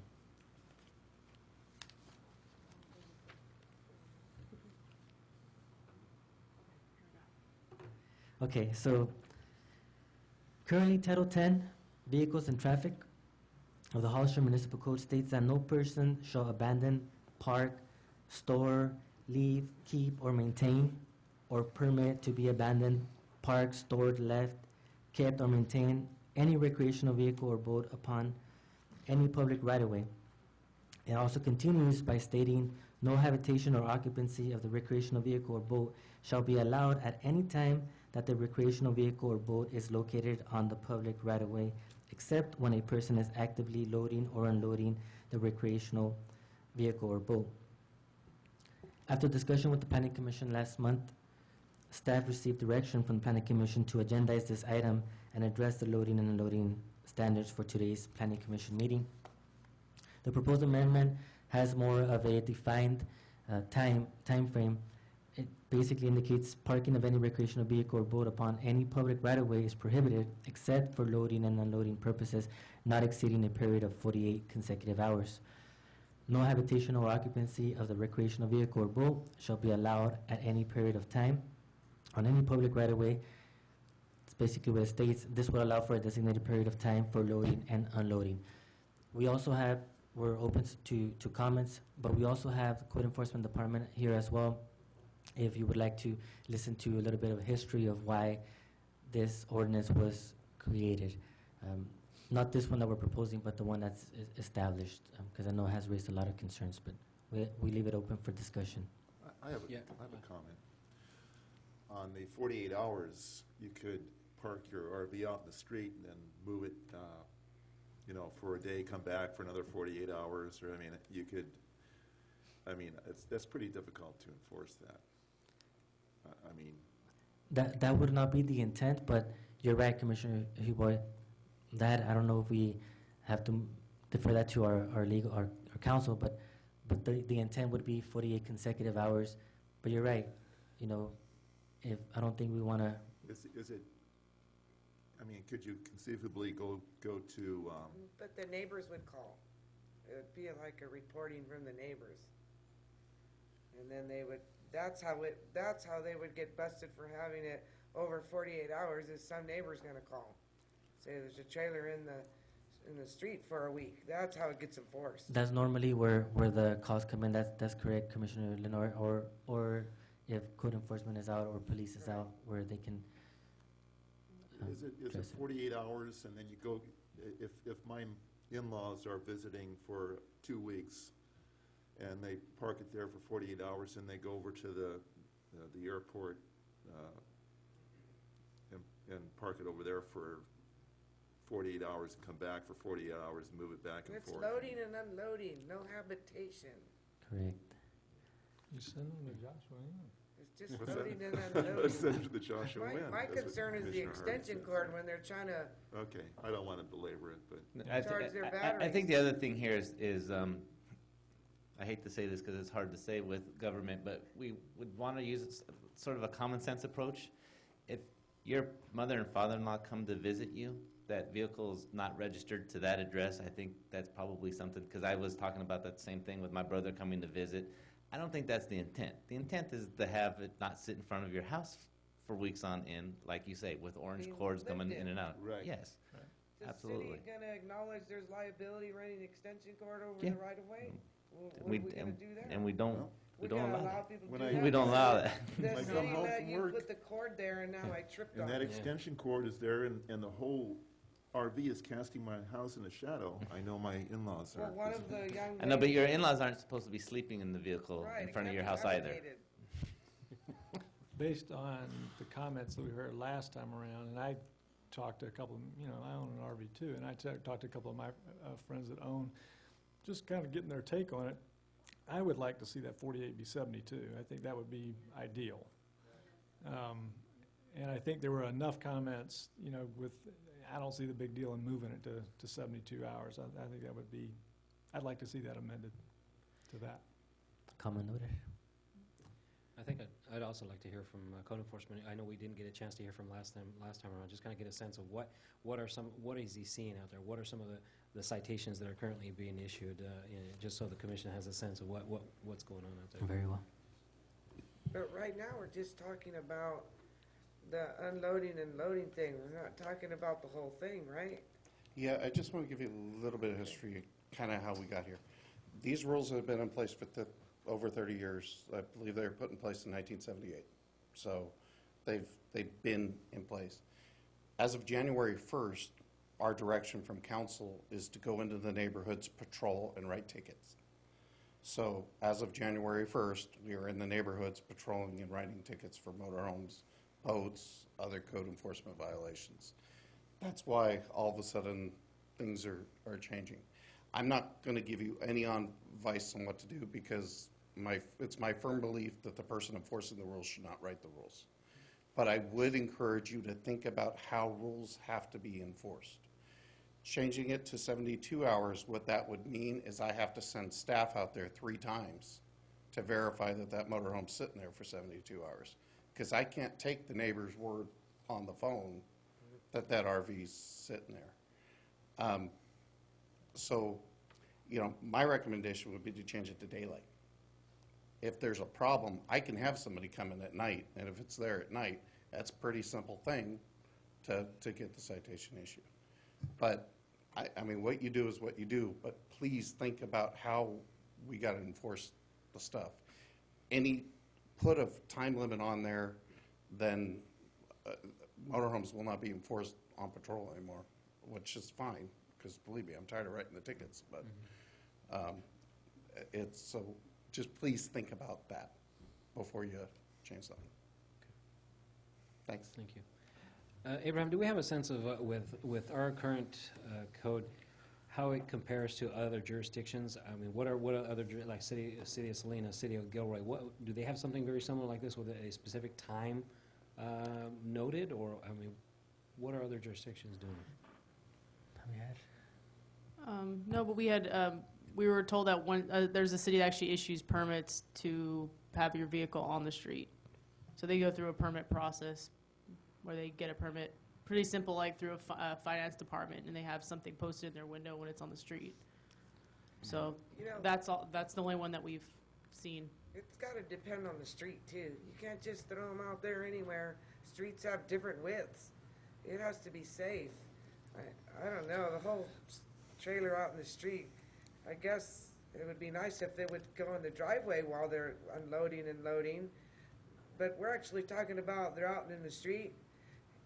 You can't, I don't know. If they're in the driveway, that's What if the fine. street's not wide enough? Okay, there's. So what if you're on a street that's not wide? Can't always park a 31-foot Then you're RV doing in a this, driveway. like Prune Street, you're gonna pull it straight all They're not all- over. So you're like this on the older streets. Yeah, the newer subdivisions have the wider streets, but where does it common sense prevail? You're gonna park one on South Street? How would that work? That's And true. if they wanted to, could we make them move it? Well, when they start putting them on blocks, then you know they're gonna be there for a No, while. but just 72 hours on a narrow street is gonna cause havoc with circulation. The police department also sent a email indicating, I can't recall the city, but indicating a 10-hour limit as well. But we heard the public last month in direction from the planning commission for additional time. But that was actually one that the police department sent over as an example. So I don't think that's realistic. I mean, when you have an RV, we have one, and when you pull it up and you go home and get it, you pull it from the the storage facility, and you set it up. You've got to get your refrigerator cool. You've got to set it up. It takes a while, and you know, it's not something that that can be Correct. done in a day. I think you got to Yes, give. they We got to. can. So I do it all the time. Okay. correct. I- The interesting part of this, one thing that we found very interesting as Jill and I were looking through the code, we didn't find, right now, as it states on the screen, it doesn't state a specific hour. It doesn't state a specific time. So we found it interesting to see that the comments were in addition to 24 hours. It should be in addition to 24 hours. And we thought, yeah, well, let's look. We were looking through the code. We couldn't find it where the 24 hours were stated. We were thinking that maybe the police was possibly citing and saying, well, they've been out here for over 24 hours. Maybe that was the reason why, but we couldn't find anywhere where it said 24 hours. And as Mike was alluding to, as existing, it looks like they could patrol it more because, you know, it doesn't necessarily give a time frame. But with the 48 hours or 72, if you so desire, you also see the concerns as Mike brought up as well. I'll just add one quick thing, because I was talking to Mike. State vehicle code is 72 hours for any vehicle. So if that's what you want to go to, we don't have to put that down at all, because that's just already written in the law. That's good to know. No reason for us to have Mike go out and enforce something that police officer's going to enforce. Sure. Okay. I'll go along I with like that. that. I like that. Yeah. Makes sense. I'll go for the All I know is I turned my refrigerator on this morning and I'm pulling out after the meeting, one day. So I don't know. Hey, Mike, you want to go write her a ticket real quick? No, but, It's going to be dark. except that it's in my backyard. But still, I got it ready in one day. I think we have folks that want to So speak. I think we have some consensus on the Hear what 72 they I gotta think that's say. fine, yeah, go ahead. I'm It's flexible. like the vehicle code. Yeah, and the existing, as you can see on the screen, there's no limit there now. And like where Bill was saying, we could rely on the other Well, the 72 goal, we just don't vehicle. want people, you know, an RV just staying there forever. I mean, I get that. I mean, but we have to be Yeah. reasonable to give people Reasonable, time to do their reasonable time. Exactly. business. Give them some, Yeah, so I- 72 hours. Probably, is if you see the existing, if there's any amendments to the, if you look at the existing code we have, is that the wish of the commission to have it remain, or? And then just go with the vehicle code as stated. 72 hours. 72 hours. So, So we won't change it to 72 hours, but just basically defer to the state vehicle code, which already allows Yeah. it for 72 hours, and keep it as is. Correct. Yeah, Public hearing. I'll agree with that. Okay, Okay, We'll go to the next one. next item? last one. Okay, so Gotta get through them all. Yeah. Let's get through it. the final amendment for this evening is regarding homeless shelters and transitional housing. The amendment in the ordinance would allow the requirement of a conditional use permit for homeless shelters or transitional housing in the public facilities and industrial zoning districts. Currently, these uses are permitted by right in the North Gateway zoning district, provided that each establishment is located at least 1,000 feet from another small temporary residential shelter or a large temporary residential shelter, 500 feet from a public park, a public or private K through 12 school, or an R1, R2, or OT, which is Old Town, zoning district, and within 1,000 feet of a bus route but also must meet the following standards. The first one would be the shelter shall be operated by a responsible agency or organization with experience in managing or providing social services. Number two, the shelter shall provide at least one qualified on-site supervisor at all times, plus one additional supervisor for each 10 occupants beyond 20. And then number three, an exception to the 1,000-foot separation from an R1, R2, or OT district may be if the shelter is located on the opposite side of, say, Highway 25 or San Felipe Road. We didn't provide a slide for this one, but it's actually on page 4 of the staff report. Essentially, it's for homeless shelters or transitional housing, as Jill was mentioning. And in addition to where it's permitted by right to have transitional housing, in addition to where it's permitted by right, a conditional use permit, as the code states now, is required for a homeless shelter or transitional housing in the residential, mixed use, or commercial zoning districts, and shall not be approved when another facility exists within half mile of the proposed site. So the amendment that this section is referring to would allow the requirement of a conditional use permit for homeless shelters or transitional housing in addition to the residential mixed use or commercial zoning districts, also in the public facilities and industrial zoning districts in the city of Hollister. So that's what's being presented to the Planning Commission for recommendation to City Council. Essentially to add that a transitional housing and homeless shelters can also be included with the conditional use permit through the Planning Commission in the public facilities and industrial zoning district. Yeah, I think with all the, looking through the permitted land uses in the industrial zone, manufacturing zone, have just left out. I mean, there were so many uses for consideration, but for some reason, homeless shelter wasn't considered. I think a lot of that has to do with the lack of available services, or the distance to those type of services, but that's just my opinion. And the increase in the homeless, Yeah, the greater need. exactly.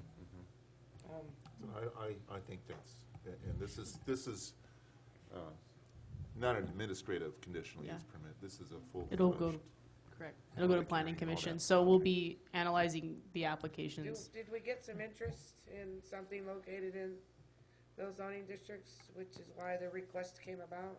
In the industrial zoning district, we have some of the services. For example, we have county services that are Not in the industrial zoning district, they're actually in the county's jurisdiction, but if they were to be annexed into the city, I think there would be like public facilities. And then there's also, not too long ago, the commission approved a food bank in the Right. industrial zoning district. Right. And so, I just wondered if there was something that Nothing somebody formally. was wanting to do. nothing No. formally. There's been comments. Not yet, but gives a little more opportunity, more area to consider as a possibility. Correct. Possibility. Okay. So with that, if there's no more discussion on this, on the transitional housing or homeless shelters? No. With that, staff recommends that the planning commission review the request, receive all written and oral testimony regarding the proposal, and approve the attached resolution recommending to the city council the adoption of the proposed ordinance with amendments to miscellaneous sections of Title 10, Vehicles and Traffic, or actually, depending if you want to keep it or amend it, and Title 17 zoning of the Hollister Municipal Code based on the facts as presented and the code requirements as plainly stated. Well, now I guess we can discuss go back to the mobile food vendors and, I mean, industrial zone, yeah, you want to go for a cup of coffee or a taco or, well, I'm on a health kick, it's an apple or Maybe we vegetable could soup. hear what. I mean, it makes sense where you don't have to get into your car, but in the downtown area where businesses are struggling now, restaurants, I recommend that we do not include that downtown mixed use. Thank you, Commissioner, but let us go ahead and open it up for public comment period here. It's 7:47. Billy, do you have any speaker cards on these items? I do. Jason Smith?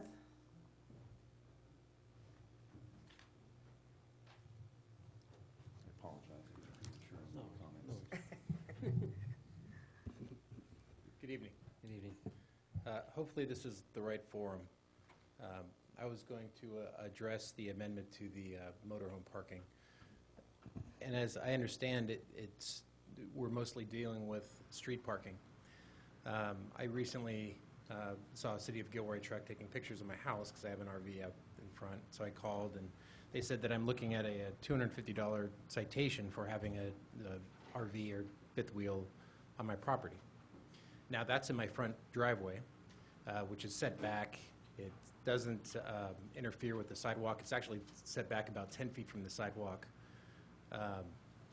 It's a paved area, and it's upkept, registered, and apparently no one complained. It was just a proactive approach by code enforcement, and they're going off their directive, so I understand. 2007, I got a letter from the city saying that I could face fines up to $1,000 if I didn't move my RV. I contacted everybody in the city as far as council, spoke with them about it, and they agreed it was an outdated code from 1978. And they said, don't worry about it. But now it's 2014, and I'm looking at a $250 fine on a single income. And I know we didn't address that, but if we look at the code section, it says that you can only have it on a side yard or a backyard. And the side yard has to be 5 feet from any overhang from a house and a gutter. That's, I don't know, probably, you guys are planners, but 8 or 9 feet from the house. I don't know who has a side yard that big. Some corner lots do, Yeah. and some lots are just big, side yards, but typically no. For the blue-collar people like myself, we don't have the luxury of land. So I know this is a little bit out of the scope of your discussion, but we're talking about amendments to code, so I would like that to be considered. And I know this meeting has gone probably long. This is my first meeting that I've been to. But I went to the City of Gilroy and got their code section, and I went to the City of San Jose and got their code section. And both of those allow for parking on the front with certain conditions. Obviously, nobody living in it needs to be paved. It doesn't say anything about registered, but I think the vehicle, or the RV or boat, because we can't have a boat in our yards either, be registered. I brought copies of those of those muni codes, if, I'd be more than happy to share them with you guys, but I just think it's unreasonable going down the streets, and I spent about an hour driving around. I counted over 100. That would be in violation. And if they're on blocks, if they're not registered, blight, absolutely, let's deal with it. And I think the direction of the council was to deal with blight. And instead of going spirit of the law, they've really gone letter of the law. And I think that needs to be evaluated. I contacted some members of council, got directed to this meeting, so I would like it considered. And I don't want to have the meeting go on too long, but That's not a problem. No. We're Okay. here to do business, Okay. No, however long it takes. and I think we should actually introduce those items to staff, because that should be something we can take. If there's existing citations that are on the books, with this type of situation, I think we need to look at those. If there's, I don't know how many are open, but we should definitely look at that. Hundreds? Wow. And I think you're Mr. Chambliss? Okay. I talked with Mr. Chambliss 7 years ago about the same issue and worked it through where I thought. And they're just doing what they're directed to, and I completely understand that. I'm a civil servant myself. Right. But it's really not fair to do this to the citizens. I'm not going to be the only one complaining about it. I'm not going to say we pay taxes. Of course we pay taxes, but we're law-abiding citizens, and if I have an RV on the lot with blocks and broken windows, not registered, then absolutely. But a nice fifth wheel that I used for my daughters who are in elementary school to go camping and stuff, I mean, I think we have bigger fish to fry in this community. And not saying it's not an issue, but I guess I don't believe it's an issue if we're keeping upkeep. And I went to the neighbors and made sure it was okay, like good neighbors do. And let's face it, if we go and do this to every single community citizen in this community, we don't have enough room in our lots. And people don't have the money to pay for that, an extra $50 to $75. I mean, I get it. You shouldn't buy it if you can't afford it. But I spent the money and recessed my yard, so I could do that. And I could do it to where it wasn't going to interfere with the sidewalk or be a danger to the community. So, You were the one that was misled by your real estate agent?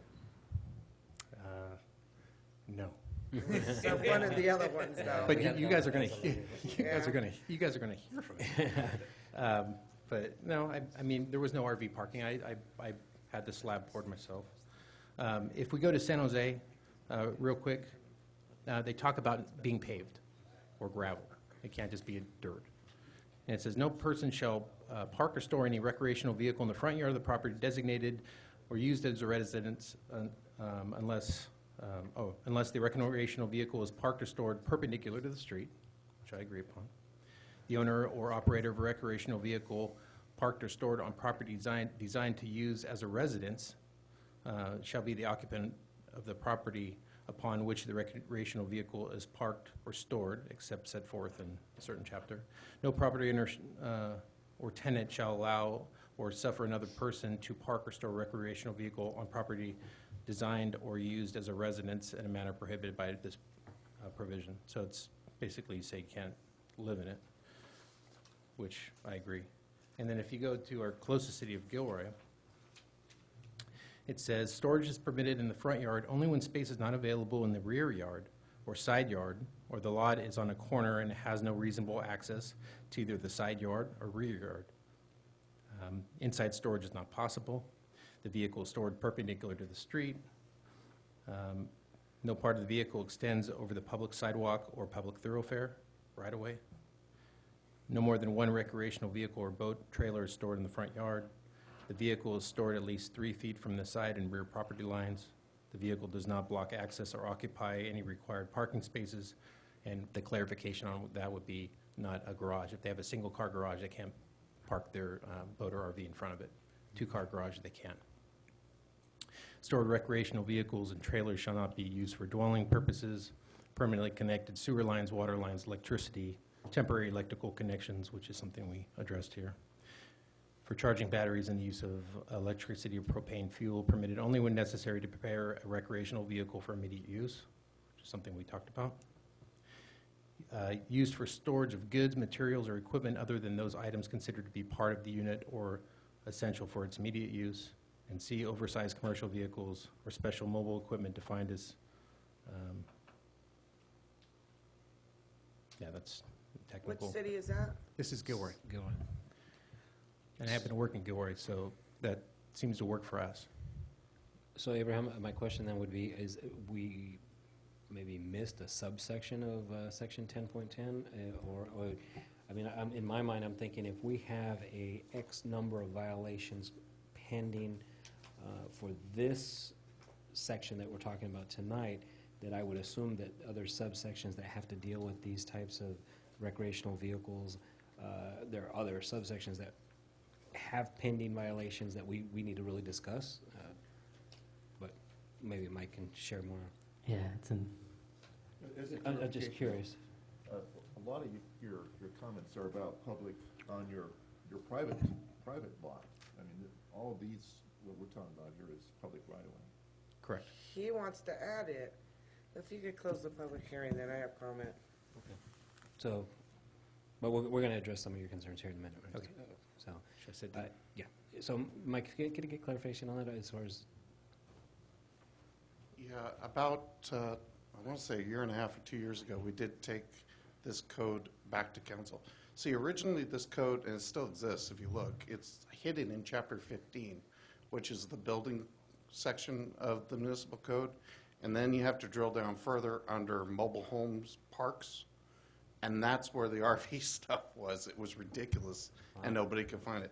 So about 2 years ago, year and a half ago, what we did was we moved it into chapter 10 and put it right next to boats. In fact, we incorporated it with the boats. The city council modified the rules to allow the storage on the side of the house like the boats, but they had to meet those requirements for the fire department. That's Fire why safety. they require that clearance, Right. so that if the house is on fire, the fire departments can actually get all the way around the house. If there's a motorhome crammed in between fence and there, the house is gone, and the neighboring house could be gone. It's just like the storage sheds. They Exactly. want the clearance for Right. the fire Exactly. safety. Okay. So that was the reasoning behind those stringent Right. regulations. As far as parking in the front yard, the city council didn't see fit to change it at that time. So, but yes, there are hundreds of tickets in the process. And I don't know if you were told, but you are getting a correctable citation where you have 2 weeks to remove the motorhome from the property, and then you don't have to pay anything. So, well, yeah, unfortunately, we're not allowed to give warnings anymore. And to answer that part of your question, when the city council gave me direction, I was very, very clearly given direction that every violation will be cited. Okay. I verified that. In fact, just a few months ago at the retreat, I said, you know, this is really what you want. And it was reiterated that that is the stance that they are taking. So it wasn't really spirit of the law, letter of the law on our part. Believe me, this is direct direction that we have received. Okay. No, thank you, Mike, for the clarification. Any additional comments? From them or us? Did you close the public hearing? No, I have not yet. Okay, sorry. Okay. So, Billy, do we have any additional speakers on this item? Nope. Okay, so we'll close public comment at 7:57 and bring it back to the council. Commissioner? I mean, I think we should look at what the gentleman was talking about with a couple of these other cities. I mean, if if you have an RV on a site, if you've got a lot big enough, a driveway big enough where you've got a paved section and you can put a trailer or an RV properly on there and it's set back far enough from the sidewalk or whatever, I don't see why that would be a problem. I mean, as long as other things, I mean, the goal is we're just trying to get away from the blight factor, right? We just don't want to, I mean, that's what we're trying to get away from. But, you know, for an RV owner, their options are, you know, they can store it, and that's not the cheapest alternative. I mean, you know, that can be some money. So, but if they have enough property to be able to do that, I think we ought to at least go do our due diligence and look. And he's done his. You know, he's gone out and done the research for us, and you know, looked at a couple of other cities and considered doing that, and because I think, right, you know, and not having it where somebody. We do have, I see just up, down on my street, you know, there are several RVs that you would look at and you would say that would be a violation. I mean, does that make sense? I mean, I'm just I want to try to be reasonable. So. Well, Commissioner? I think we're reasonable when we allow them in the side yard and the rear yard, but here's the deal, and I know this gentleman's probably very self-conscious of what's going on, and he's a good neighbor, but who's going to say what's blight and what isn't blight? Because you can have a 1973 trailer with no broken windows and good tires, but I'm telling you, they're uglier than heck. So, do we open a bigger can of worms when we're going to allow everybody that RV place will half empty out there, if not more, as soon as they can put them in their front yards. So, do you think you're not going to get calls from the neighbors once they start rolling out and they're all parked in the front? That's already been an issue. So you might be making some happy.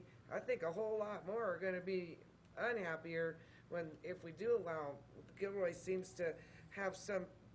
I mean, if you had to do it, maybe there is a way of doing it, but the whole blight thing kind of bothers me. Unless you're going to put a certain year, because some of those look not very attractive when they're old and faded and cracked and stuff like that. So who's going to make the call? Is that ugly? Is that blight or not? I mean, just because it's not on blocks doesn't mean it's not ugly. And then again, is everybody going to like it in the neighborhood when they are in the driveways? I got a problem with that. I mean, there's a lot of them out there in the storage areas because they are kind of full. So that's kind of a concern. I don't know how you guys feel. Like trailers in the front yard? No, Yeah, you're right. I mean, you got a point. I mean, you know, what somebody would call blight, somebody else would not call it that way. And that's true. You're right. I mean, that's Well, and my only comment is the fact that there are open violations for these items right now. There is a public outcry in regards to this, and basically they are asking us to review this area, and what I'm proposing is that we just have an opportunity to review it and discuss it at a later date and come up with you know, some dialogue with not only staff but those comments from those that are being cited. What are some of the issues and addressing the section of the Building Code 15 and just looking at it and discussing it in a little bit more detail. Those are my comments. Commissioner Boyd? Yeah, there's a lot of issues that we're raising here, and discretionary issues on what is blight and what isn't. And I think we need to talk about this some more, and I'll go along with what Mr. Chair's proposing there. yeah. No, I think I need to think about it some more. Yeah, me too. I need to see those sections, be able to read them through and I understand. understand what Commissioner Lenore I'm always I agree. open for discussion. Mhm. If you can prove that it's going to be a benefit to the community and not just a benefit to the ones that own the trailers. Not everybody owns a trailer. Not everybody wants to see those in the front yards. You got to balance it. Yeah, there has to be a. Because I'm telling you, I think it's going to open a can of worms, but Well, I'm always open to suggestions and discussion. Discussions, correct. Yeah, because maybe there's a problem. We do sometimes when we do a variance sometimes with businesses when they try to, and they can't meet a certain criteria for, you know, for open space or whatever. I don't know, maybe that Some maybe that people could have be big somehow driveways too.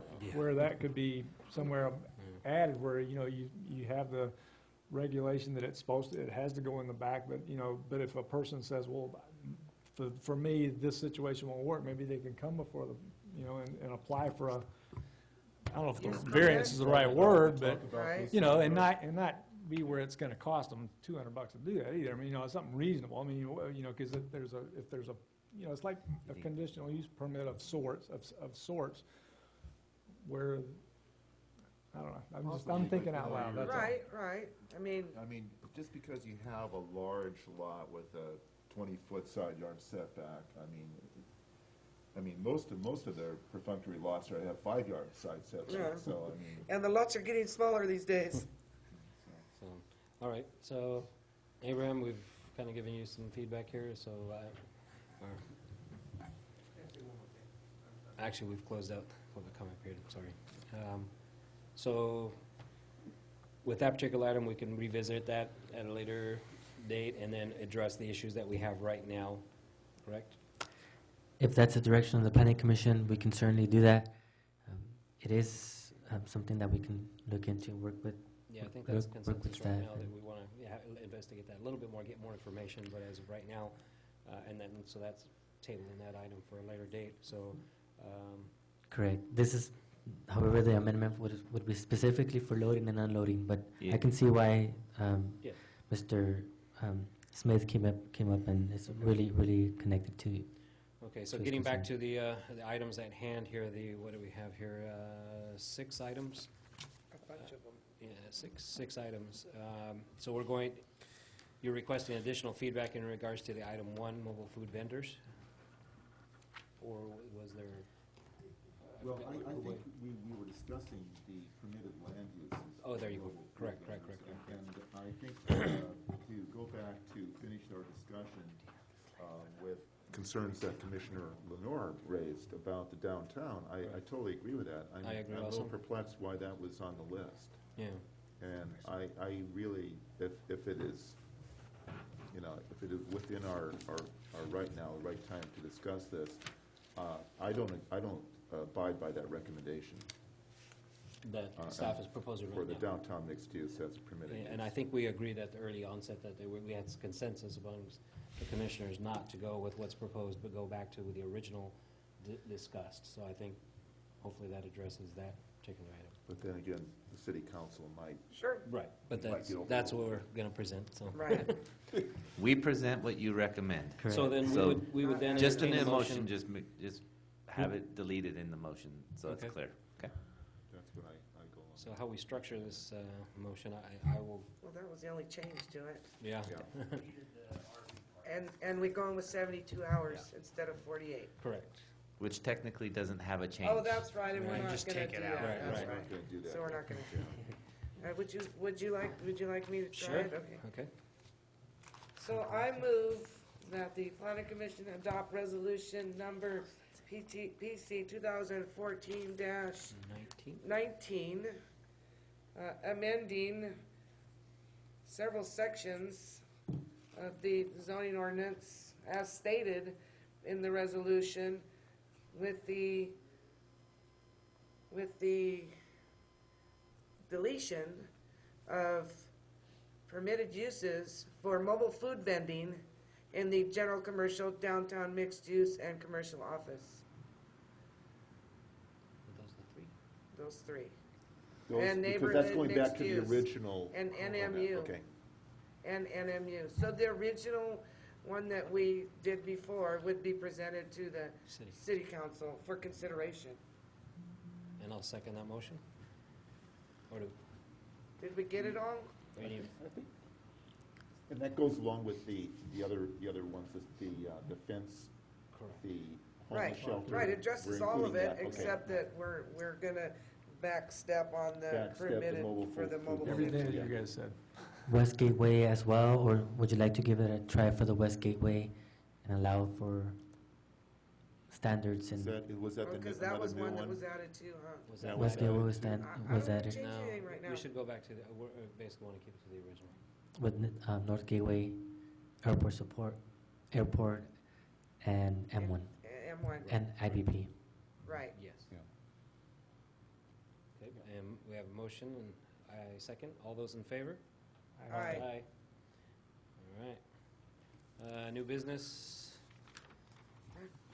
Department reports.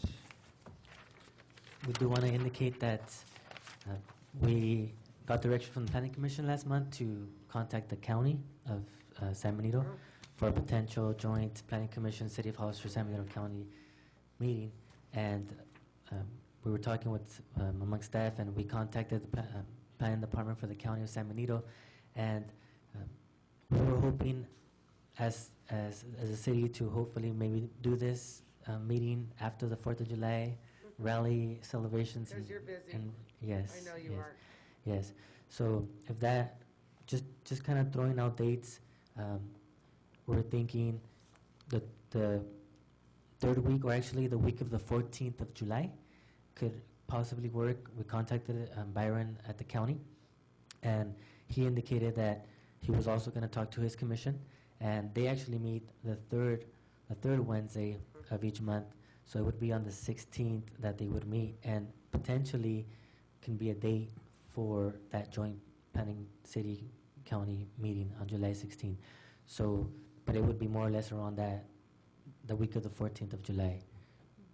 I just wanted to add one more thing too, is that next month, it's gonna be on Wednesday, planning commission meeting. Oh, that's right. Oh, yeah. So because of the Saddle Horse Show Parade, so just a reminder, it's gonna be Wednesday, June 25th, Okay. opposed to Thursday. But But going back to the Joint Planning Commission, one of the items could potentially be the update of the general plan that they're doing, that the county is doing.